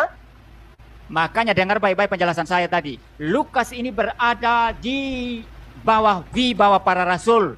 Dia bertanya kepada para rasul di Yerusalem. Ya, rasulnya siapa namanya rasulnya, Pak? Ya. Rasulnya siapa namanya? Rasul-rasul di Yerusalem ya Petrus, Yohanes, Yakobus dan semua Nah, rasul. tolong tunjukkan dalilnya di mana Petrus bertemu dengan Lukas. Nah, Alkitab merasa tidak penting mencatat itu. Oh, nggak bisa, Pak. Berarti Lukas, pewartaannya Ma. itu Ya, jelas, tidak Lukas. bisa dipertanggungjawabkan. Ya, Pemberitaan Anda- Lukas tidak bisa dipertanggungjawabkan Ya. kalau begitu, Bapak. Anda Contoh dengar. nih, contoh, Pak. Saya kasih. Dengar dulu. Saya bicara, kan Anda terus nyerocos aja, minta jawaban tapi nyerocos terus. Saya tidak saya tidak jawab, nanti lalu Anda klaim-klaim diri menang. Ya, saya Bukan menang atau kalah di sini, Pak. Bukan. Ya. Ini kebenaran kita bicara, Pak. Ini Bukan kalah kebenaran. atau menang. Iya, saya benar. Alkitab saya Oke, benar. Anda benar. yang menyerang. Tetapi Ya. kitab Anda tidak benar karena tidak bersambung kepada Yesus. Gimana tuh? Kalau Anda mengatakan kitab saya tidak benar karena tidak bersambung kepada Yesus, karena Anda menafsir itu dengan kacamata Islam Anda, maka Anda tidak benar. Sekarang coba tunjukkan dengan tafsir Anda di mana Yesus berkata kepada Lukas. Contoh misalnya nih, saya kasih contoh nih, Bapak. Di dalam pernyataan Lukas Saya 24 sudah nomor menjelaskan 44 sampai tadi. 46. Tertulis di dalam kitab Mazmur dan Dengar juga dulu. kitab-kitab para nabi. Sabar, Pak, sabar. Anda Saya kasih bicara Anda. itu dari kacamata Aduh. Islam Anda. Anda bicara Ini itu saya dari bawa kacamata kitab Islam. Anda loh, Pak. Saya Bapak, mengatakan saya tadi, menghargai Bapak para sebagai orang penulis Alkitab akademisi. itu menulis. Tolong dengarkan saya. Lukas Nah, mencatat, saya jawab dia dulu. mengatakan Yesus berkata bahwa benarlah apa yang tertulis tentang aku di dalam kitab Torah, kitab Mazmur dan kitab para nabi, bahwa aku akan mati dan bangkit pada hari ketiga. Tunjukkan Sekarang kepada gini saya loh. di kitab para nabi mana tertulis itu. Loh, di dalam kitab para nabi ada itu. Saya tidak Tunjukkan. waktu untuk menjelaskan di sini, ya. Aduh, Bapak, kalau saya mampu, Pak, tunjukkan. Misalnya Bukan tertulis di kitab para nabi itu, Pak, tapi tertulisnya di Anda kitabnya bicara terus Lukas saja. di Anda bicara 11 terus, tidak nomor mendengarkan. 40. Yesus Ya. telah bangkit. Yesus telah bangkit pada hari Anda ketiga. bicara terus tidak Itu ada di dalam mendengarkan saya, dan kisah Anda para bicara rasul. terus waktu habis sehingga saya tidak bisa menjawab dan Anda merasa menang. Ini sesuatu. Lalu di dalam luar biasa. catatan Paulus juga dikatakan 1 Korintus 19 nomor 4, Anda Paulus bicara terus, Yesus ya? telah bangkit pada hari ketiga. Ternyata Lukas sumpah. salah. Anda bicara Mengatakan terus, ada ya? tertulis di kitab para nabi, Mesias Anda akan terus, bangkit pada hari saya ketiga. tidak ada waktu untuk Ternyata tidak menjawab. tertulis di kitab para nabi. Tertulisnya di surah Paulus Cuma. dan surahnya Lukas. Anda Ini bicara yang Anda katakan terus, firman ya? Tuhan. Hei, Anda bicara terus dan saya tidak ada waktu untuk menjawab dan Itu Anda untuk merasa menolong menang, Anda ya? karena Anda sudah Ya, berbata-bata. Oke, perlu. silakan Anda jelaskan. Ya, gini Saya loh. diam. Gini loh, ya. Menjelaskan gimana? Tinggal 12 detik. Menjelaskan apa saya? Anda pertanyaannya begitu banyak, lalu kemudian bicara terus dan Anda merasa Saya menang. Ini tidak adalah bertanya, satu saya penipuan menjelaskan luar biasa. membantu Anda untuk Anda memahami. menipu luar biasa. Anda tidak Kalau menjawab saya pertanyaan nipu, saya. Lukas. Iya, maaf untuk kedua narasumber yang kami hormati. Waktu habis dan inilah sesi battle yang telah dinikmati oleh seluruh penikmat dialog lintas agama, terutama orang-orang yang mencari kebenaran. Terima kasih telah menyaksikan untuk sesi battle. Tapi sayang seribu sayang, akhirnya kita mesti masuk ke sesi selanjutnya. Silakan dibuka lagi mute-nya dan digunakan waktu ini untuk kedua narasumber untuk mengambil minuman terlebih dahulu agar kerongkongan tidak terlalu kering. Kita masuk ke sesi partisipan ya, partisipan yaitu dari pihak muslim untuk bertanya kepada narasumber kekristenan. Dan Afwan, karena seperti yang Gurunda minta yaitu satu saja, maka yang sudah pertama kali untuk meminta itu adalah Moreh Reski. Assalamualaikum Moreh, tafadhol silakan dibuka mute-nya. Untuk pendeta MYM juga silakan bersiap-siap. Mana nih Astu Ami? Oh ini ya, sip. Loh, kok mute lagi? Buka, silakan dibuka. Oke, terima kasih. Iya, thank you Moreh. Sebelum dimulai Moreh, untuk mempersingkat waktu silahkan di share screen terlebih dahulu karena tadi request untuk share screen ya. Silakan. Oke, iya, terima kasih. Tapi ini masih host disable ini. Oh, host bisa boleh. Sebentar. Salam alehem, Bapak Pendeta Muri Walianto Matalu yang terhormat. Ya, silakan share screen. Oke, terima kasih. Tadi Jangan menarik. masuk argumentasi ya agar Oh, oke. adil. Siap. Iya. Udah siap Moreh? Oke, sudah siap. Hilang, mana Siap. hilang ini? Oh, udah mulai, boleh sekarang? Bukan, share screen-nya hilang. Sebentar. Share screen dulu, share screen siap, datanya udah siap berarti, maka di situ narasi mulai, timer pun berjalan begitu. Oke, terima kasih. Tapi kok ini mendadak nggak bisa share screen ya, malah saya. Loh, Oh, ini. Nah, oke, udah bisa. Oke, terima kasih. Sudah siap? iya, silahkan pendeta dan juga Moreh, timer mengikuti. Oke, terima kasih. Selamat malam Pak Pendeta Muri Walianto Matalu. Tadi saya menyimak dengan baik ya apa yang dipaparkan oleh Pak MYM. Nah, tadi Pak MYM sedikit mengatakan bahwa di dalam autografa Alkitab itu sudah tidak ada, isinya manuskrip, salinan, gitu loh. Tapi salinan tadi ada kata-kata yang kalau saya nggak salah ya, kalau saya nggak hilaf ya, itu di 1 jam 23 detik ya, itu mengatakan bahwa salinan yang ada itu sesuai autografa yang ada atau tulisan Bible yang aslinya. Nah, jika demikian Pak ya, saya ingin bertanya kepada Pak MYM. Ya, sebelum bertanya saya potong sedikit ya. Sebentar Bapak, saya belum selesai berbicara Bapak. Bapak kan seorang PhD, ketika saya sedang berbicara, begini dulu. etikanya, Bapak diam dulu. Baru Bapak ini sering menyelah-nyela dari tadi. Ini vital, bukan itu. Ini vital ini. Oke, kalau gitu Vital. saya selesaikan dulu. Enggak, Tidak. sebelum Bapak mendengarkan Sebelum Bapak menjawab, dengarkan dulu biar tahu persoalannya Bapak yang ingin saya tanya kepada Bapak. Paham, Pak? Dengar dulu, karena ini vital, maka saya jawab. Anda langsung singgung PSD saya tidak relevan itu. Ini menunjukkan Anda etikanya tidak ada. Oke, dibenarkan. Moreh, jangan dibawa ke tackle akademis. Silakan langsung ke konten. Mohon maaf, enggak, karena soalnya Bapak menyela saya berbicara gitu loh itu. Ini vital. Oke. Nah, sekarang gini Pak. Jika demikian Pak, sesuai dengan statement Bapak di 1 jam 29 detik ya, 29 menit kalau saya nggak salah, ya, mengatakan bahwa salinan yang ada sesuai autografa yang ada dalam Bible yang sekarang sudah kita tidak bisa lihat lagi karena entah sudah kemana. Nah, saya ingin bertanya Pak, di sini ada 2 manuskrip yang ingin saya tunjukkan ya kepada Bapak. 2 aja dulu, nggak usah banyak-banyak, karena waktu sangat singkat. Nah, di sini ada Kodeks Sinaiticus Pak, di dalam Markus 16 ayat 8. Itu di sana berbunyi teksnya Pak. Kai exceltosai epigon opotou menemeu eikan gar autastromos kai ekstasis kai audeni auden aipan epopon togar. Bunyinya seperti itu. Nah, lalu ketika kita melihat ya, itu di Kodeks Sinaiticus yang tahun 360 Masehi kalau saya nggak salah. Dan kalau kita lihat di dalam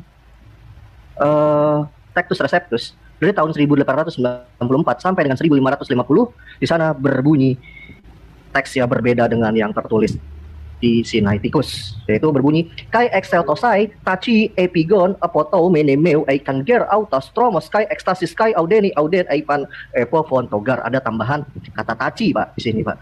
Nah, yang tidak kita temukan di dalam Kodeks Sinaiticus ya, di sini tidak ada karena sudah kai exceltosai langsung ke epigon, jadi tacinya hilang di sini nggak ada. Saya tidak bertanya. Ini waktu habis Ya, ada panjang sekali. yang saya tanyakan Pak, yang saya tanyakan mana yang benar-benar ditulis oleh Markus, yang pakai taci atau nggak pakai taci. Pertama itu. Kedua tadi Bapak juga menyinggung soal terjemahan. Terjemahan di mana-mana pun itu terjemahan itu sudah sah gitu. Nah, terjemahan mana yang dipakai Pak? Karena dalam TB Pak Markus 16 ayat 8 itu terdiri dari 2 paragraf. Dan di dalam dengan singkat dan bla bla bla, ini tidak pernah muncul di dalam Yunani manapun. Jadi yang saya mau tanya, TB menerjemahkan yang saya blok ini dari mana? Silakan, monggo Bapak Pendeta Muri Walian Tomatal yang terhormat. Anda bicara lama sekali Anda. Saya tidak ada waktu. Kalau nggak bisa jawab nggak apa-apa Pak. Saya nggak maksa kalau nggak bisa jawab. Bukan begitu, bukan. Waktu tidak bisa. Nanti saya ditutup, saya tidak bisa jawab. Anda sama dengan Suma tadi, banyak bicara, akhirnya saya tidak bisa respon. Ini namanya kurang ajar menurut saya. Ya, ini nggak ada etika. Ya, ini waktu sudah berkurang sekali. Izin kalau boleh saya minta, boleh kasih waktu 5 menit buat Pak MYM jawab pertanyaan saya. Ya, Sejam juga nggak apa-apa kalau boleh. Ya, silakan kalau moderator mau. Oke. Ya. Boleh, saya mohon waktu 5 menit karena untuk Pak narasumber MYM. menyetujui dan Moy Reski juga menyetujui. Ditambah 3 menit moderator, silakan. Kok moderator, kan gua moderator. Timernya. Ini kok nggak kelihatan timernya ya? Iya, monggo. Taskin mungkin bisa ditutup dulu Moreh, karena kita sudah menangkap pertanyaannya. Kakak tugas. Terima kasih. Terima kasih, Kores. Siap. Jadi tadi sisa berapa timer? Silakan berbicara timer. Tadi sisa berapa ya? Nggak kelihatan. Timer, Aki Tolip. Sisa 2 menit. Bisa 2 menit. Oke, jadikan 5 menit lagi berarti.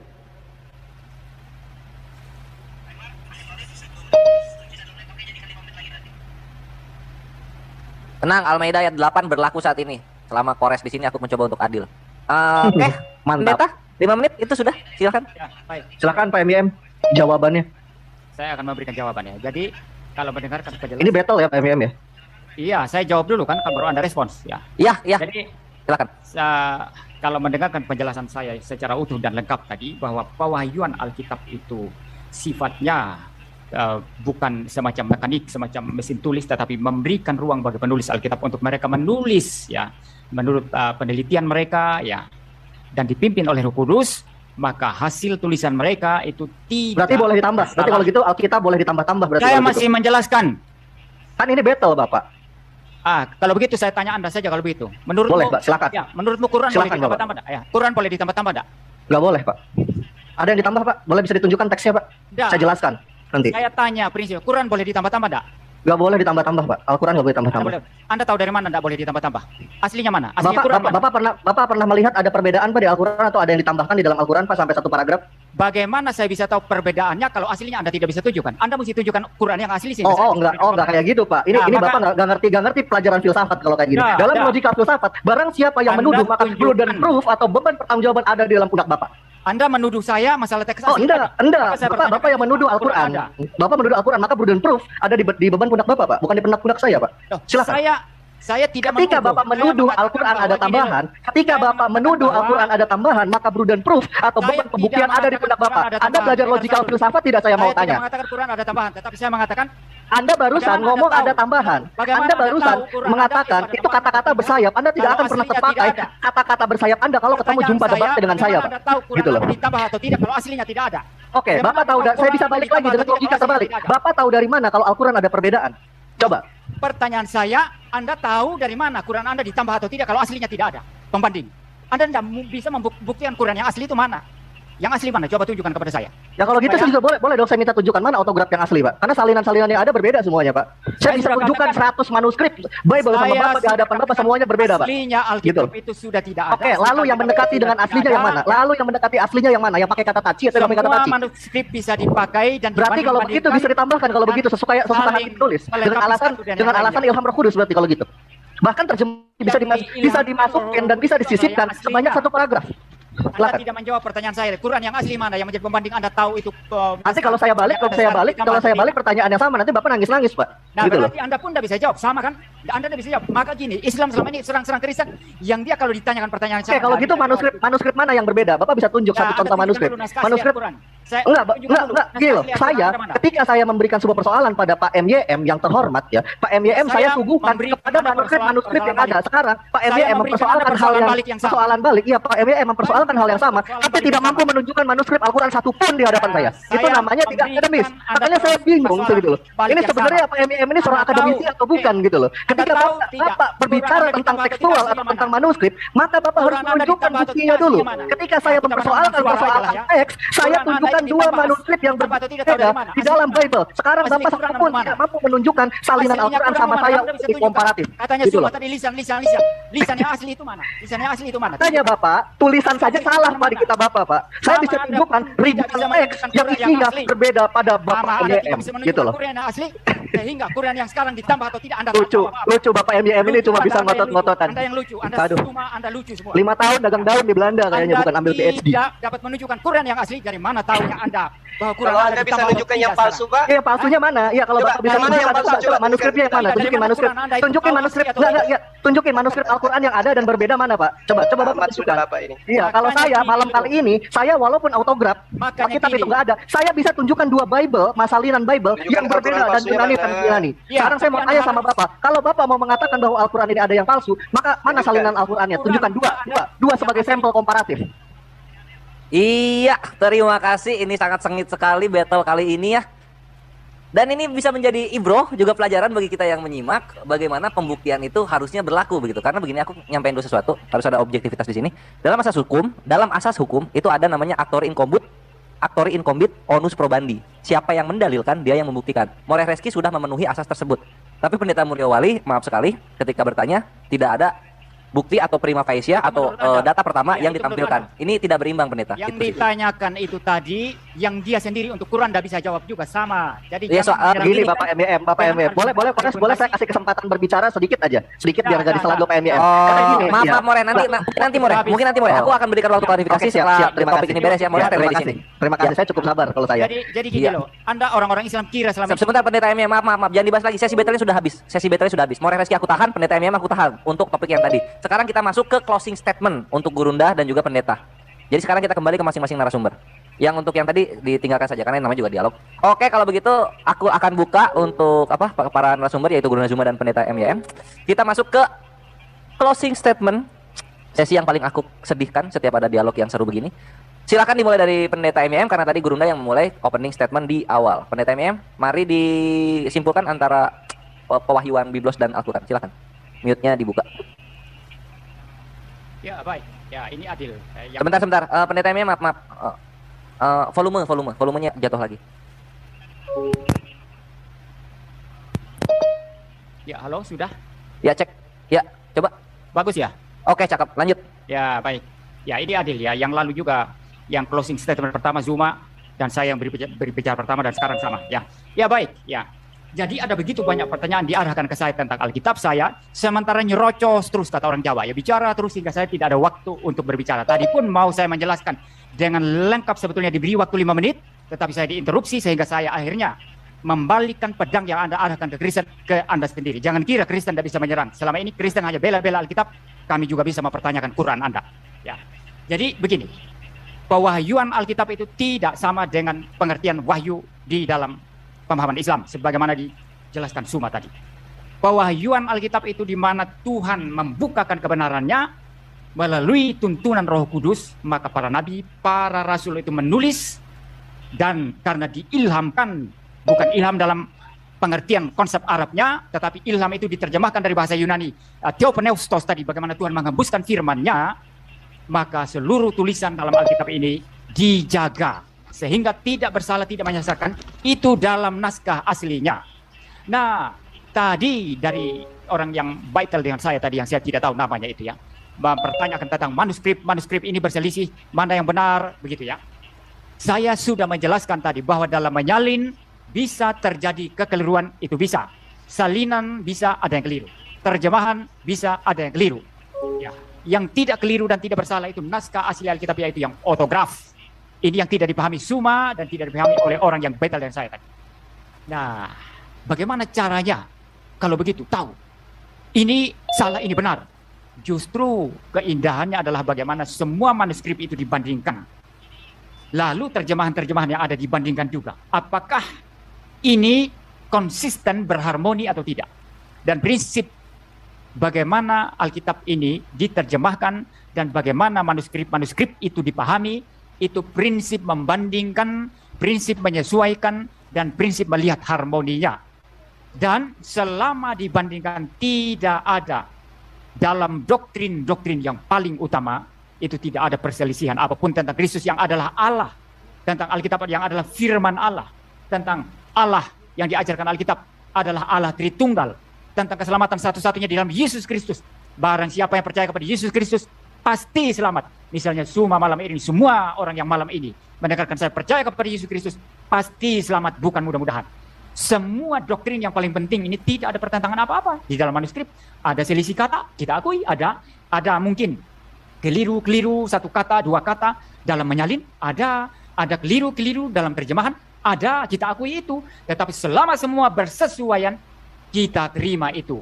Sudah sesuai dengan yang otograf, walaupun kita tidak lihat yang otograf. Kenapa? Berdasarkan kepercayaan bahwa Allah yang berfirman, yang tadinya ada otograf dan tidak ada lagi. Allah itu yang berdaulat, tidak mengadakan lagi yang otograf, dan yang berdaulat dalam setiap salinan manuskrip dan berdaulat dalam setiap terjemahan-terjemahan yang ada. Sehingga tetap kita terima Alkitab yang kami pegang sekarang ini, walaupun ini terjemahan, tetaplah ini adalah firman Allah yang berotoritas atas kehidupan Kristen. Nah, kalau di Islam mempertahankan ini asli. Catatan yang asli mana? Tidak bisa ditunjukkan. Zuma berkata tadi itu, tradisi lisan yang asli mana? Dari siapa? Coba buktikan. Mana lisan yang asli? Justru karena lisan itu tidak bisa dipercaya, maka dicatat. Nah, kalau begitu yang asli mana? Catatan Quran yang paling pertama, yang paling asli mana? Tidak bisa ditunjukkan. Sehingga kalau Anda mengatakan ini asli, tidak ada tambahan. Tahu dari mana kalau tidak ada pembanding yang asli? Tahu dari mana itu? Anda juga tidak bisa jawab ini. Anda kebelingan, Anda kesulitan ini. Maka senjata yang Anda arahkan ke Kristen, kami arahkan ke Anda, dan Anda juga bingung dan tidak bisa jawab. Terima kasih dan waktu habis, keras sekali closing statement dari pendeta MYM ini. Cukup kita nikmati seluruh kalimat-kalimat yang dilontarkan. Dan sekarang waktunya kita mendengar closing statement dari Muslim, Gurunda yang kita cintai, Gurunda Zuma. Tafadol, waktu berjalan ketika Gurunda mulai bernarasi. Silahkan. Berapa menit ya? 5 menit Gurunda. Padatkan, tajamkan, mematikan. Oke, jadi saya tidak perlu merasa di hadapan anak TK ya. Jadi gini, saya mengatakan bahwa kalau ada yang percaya kepada Yesus 100% pasti sudah menjadi mu'alaf. Karena kalau Yesus itu di dalam cerita-cerita yang dituliskan kemudian oleh kitab kisah para rasul menerangkan bahwa Yesus itu menuturkan pengajaran dengan menggunakan bahasa Ibrani. Sementara kitab original teks yang mereka punya hanya menggunakan bahasa Yunani. Berarti pengajaran ini sudah menyalahi daripada konsep kebenaran secara akademisi. Nah, kemudian untuk orang-orang yang berakal gitu ya. Al-Quran itu mungkin disampaikan secara budaya lisan. Budaya lisannya itu selama 23 tahun, Pak. Alhamdulillahirrabbilalamin, dilantunkan semua oleh para sahabat dan tidak ada kiamat di situ. Sahabat memiliki anak, memiliki murid juga. Bapak Ibu, kita sudah dengar debat ini dan mari kita merenungkan firman Tuhan dan menyimak firman Tuhan dengan baik. Semoga firman Tuhan yang senantiasa memberkati, menguatkan kita. Mari kita merenungkan firman Tuhan di dalam Kisah Para Rasul pasal yang kedua, ayat 1 sampai ayatnya yang ke-30. Begini bunyi firman Tuhan. Pentakosta. Ketika tiba hari Pentakosta, semua orang percaya berkumpul di satu tempat. Tiba-tiba turunlah dari langit suatu bunyi seperti tiupan angin keras yang memenuhi seluruh bumi, seluruh rumah di mana mereka duduk. dan tampaklah kepada mereka lidah-lidah seperti nyala api yang bertebaran dan hinggap pada mereka masing-masing. Maka penuhlah mereka dengan Roh Kudus, lalu mereka mulai berkata-kata dalam bahasa lain seperti yang diberikan oleh Roh itu kepada mereka untuk mengatakannya. Waktu itu di Yerusalem diam orang-orang Yahudi yang saleh dari segala bangsa di bawah kolong langit. Ketika turun bunyi itu, berkerumunlah orang banyak. Mereka bingung karena mereka masing-masing mendengar rasul-rasul itu berkata-kata dalam bahasa mereka sendiri. Mereka semua tercengang-cengang dan heran, lalu berkata, "Bukankah mereka semua yang berkata-kata itu orang Galilea? Bagaimana mungkin kita masing-masing mendengar mereka berkata-kata dalam bahasa kita sendiri, yaitu bahasa yang kita pakai di negeri asal kita? Kita orang Partia, Media, Elam, penduduk Mesopotamia, Yudea dan Kapadokia, Pontus dan Asia, Frigia dan Pamfilia, Mesir dan daerah-daerah Libya yang berdekatan dengan Kirene, pendatang-pendatang dari Roma, baik orang Yahudi maupun penganut agama Yahudi, orang Kreta dan orang Arab.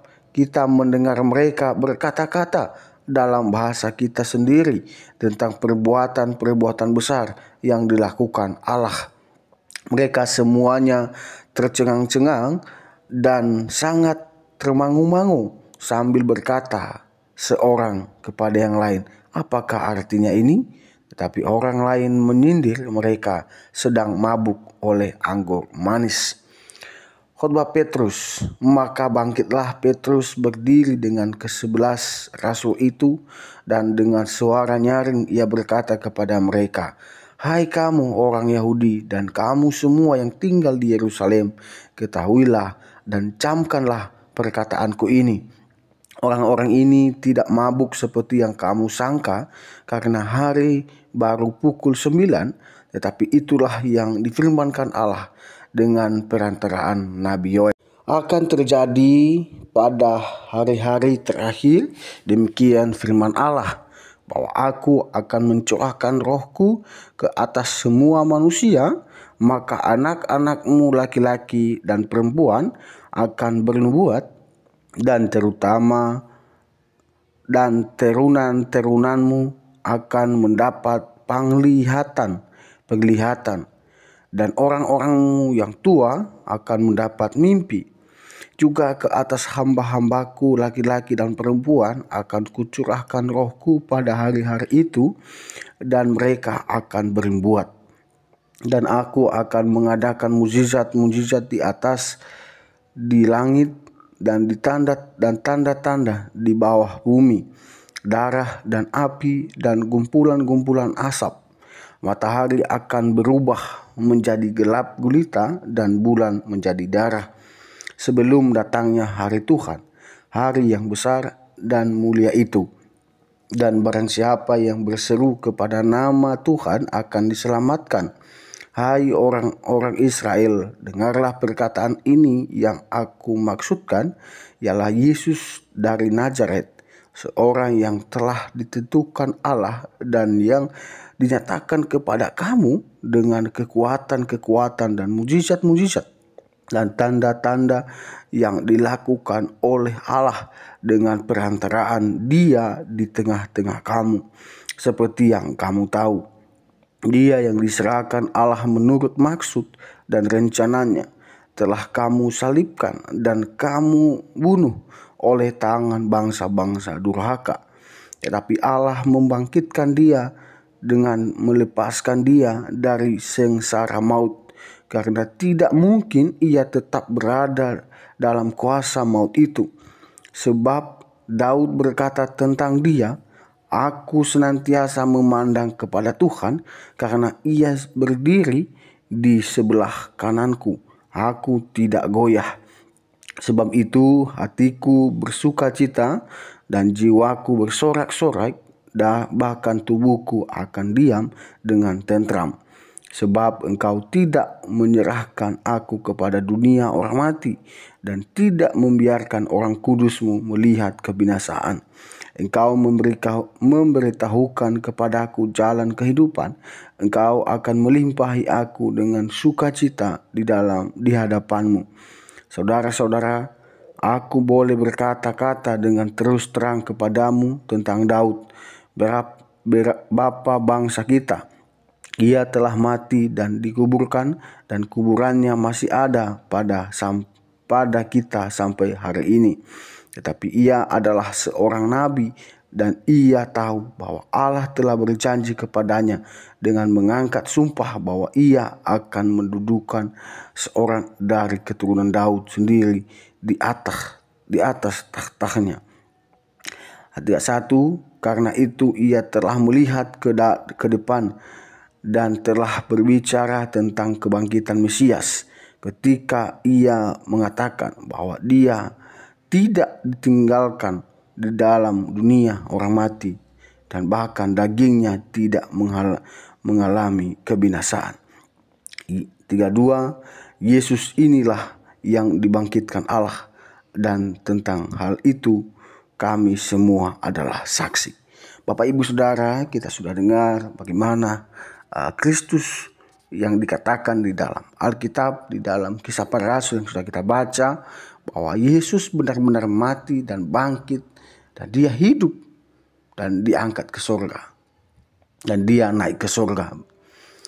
Hal ini membuktikan bahwa Yesus adalah benar-benar menyelamatkan manusia yang berdosa, di mana Yesus sudah menolong dan menebus kita dari dosa kita melalui kematian dan kebangkitannya.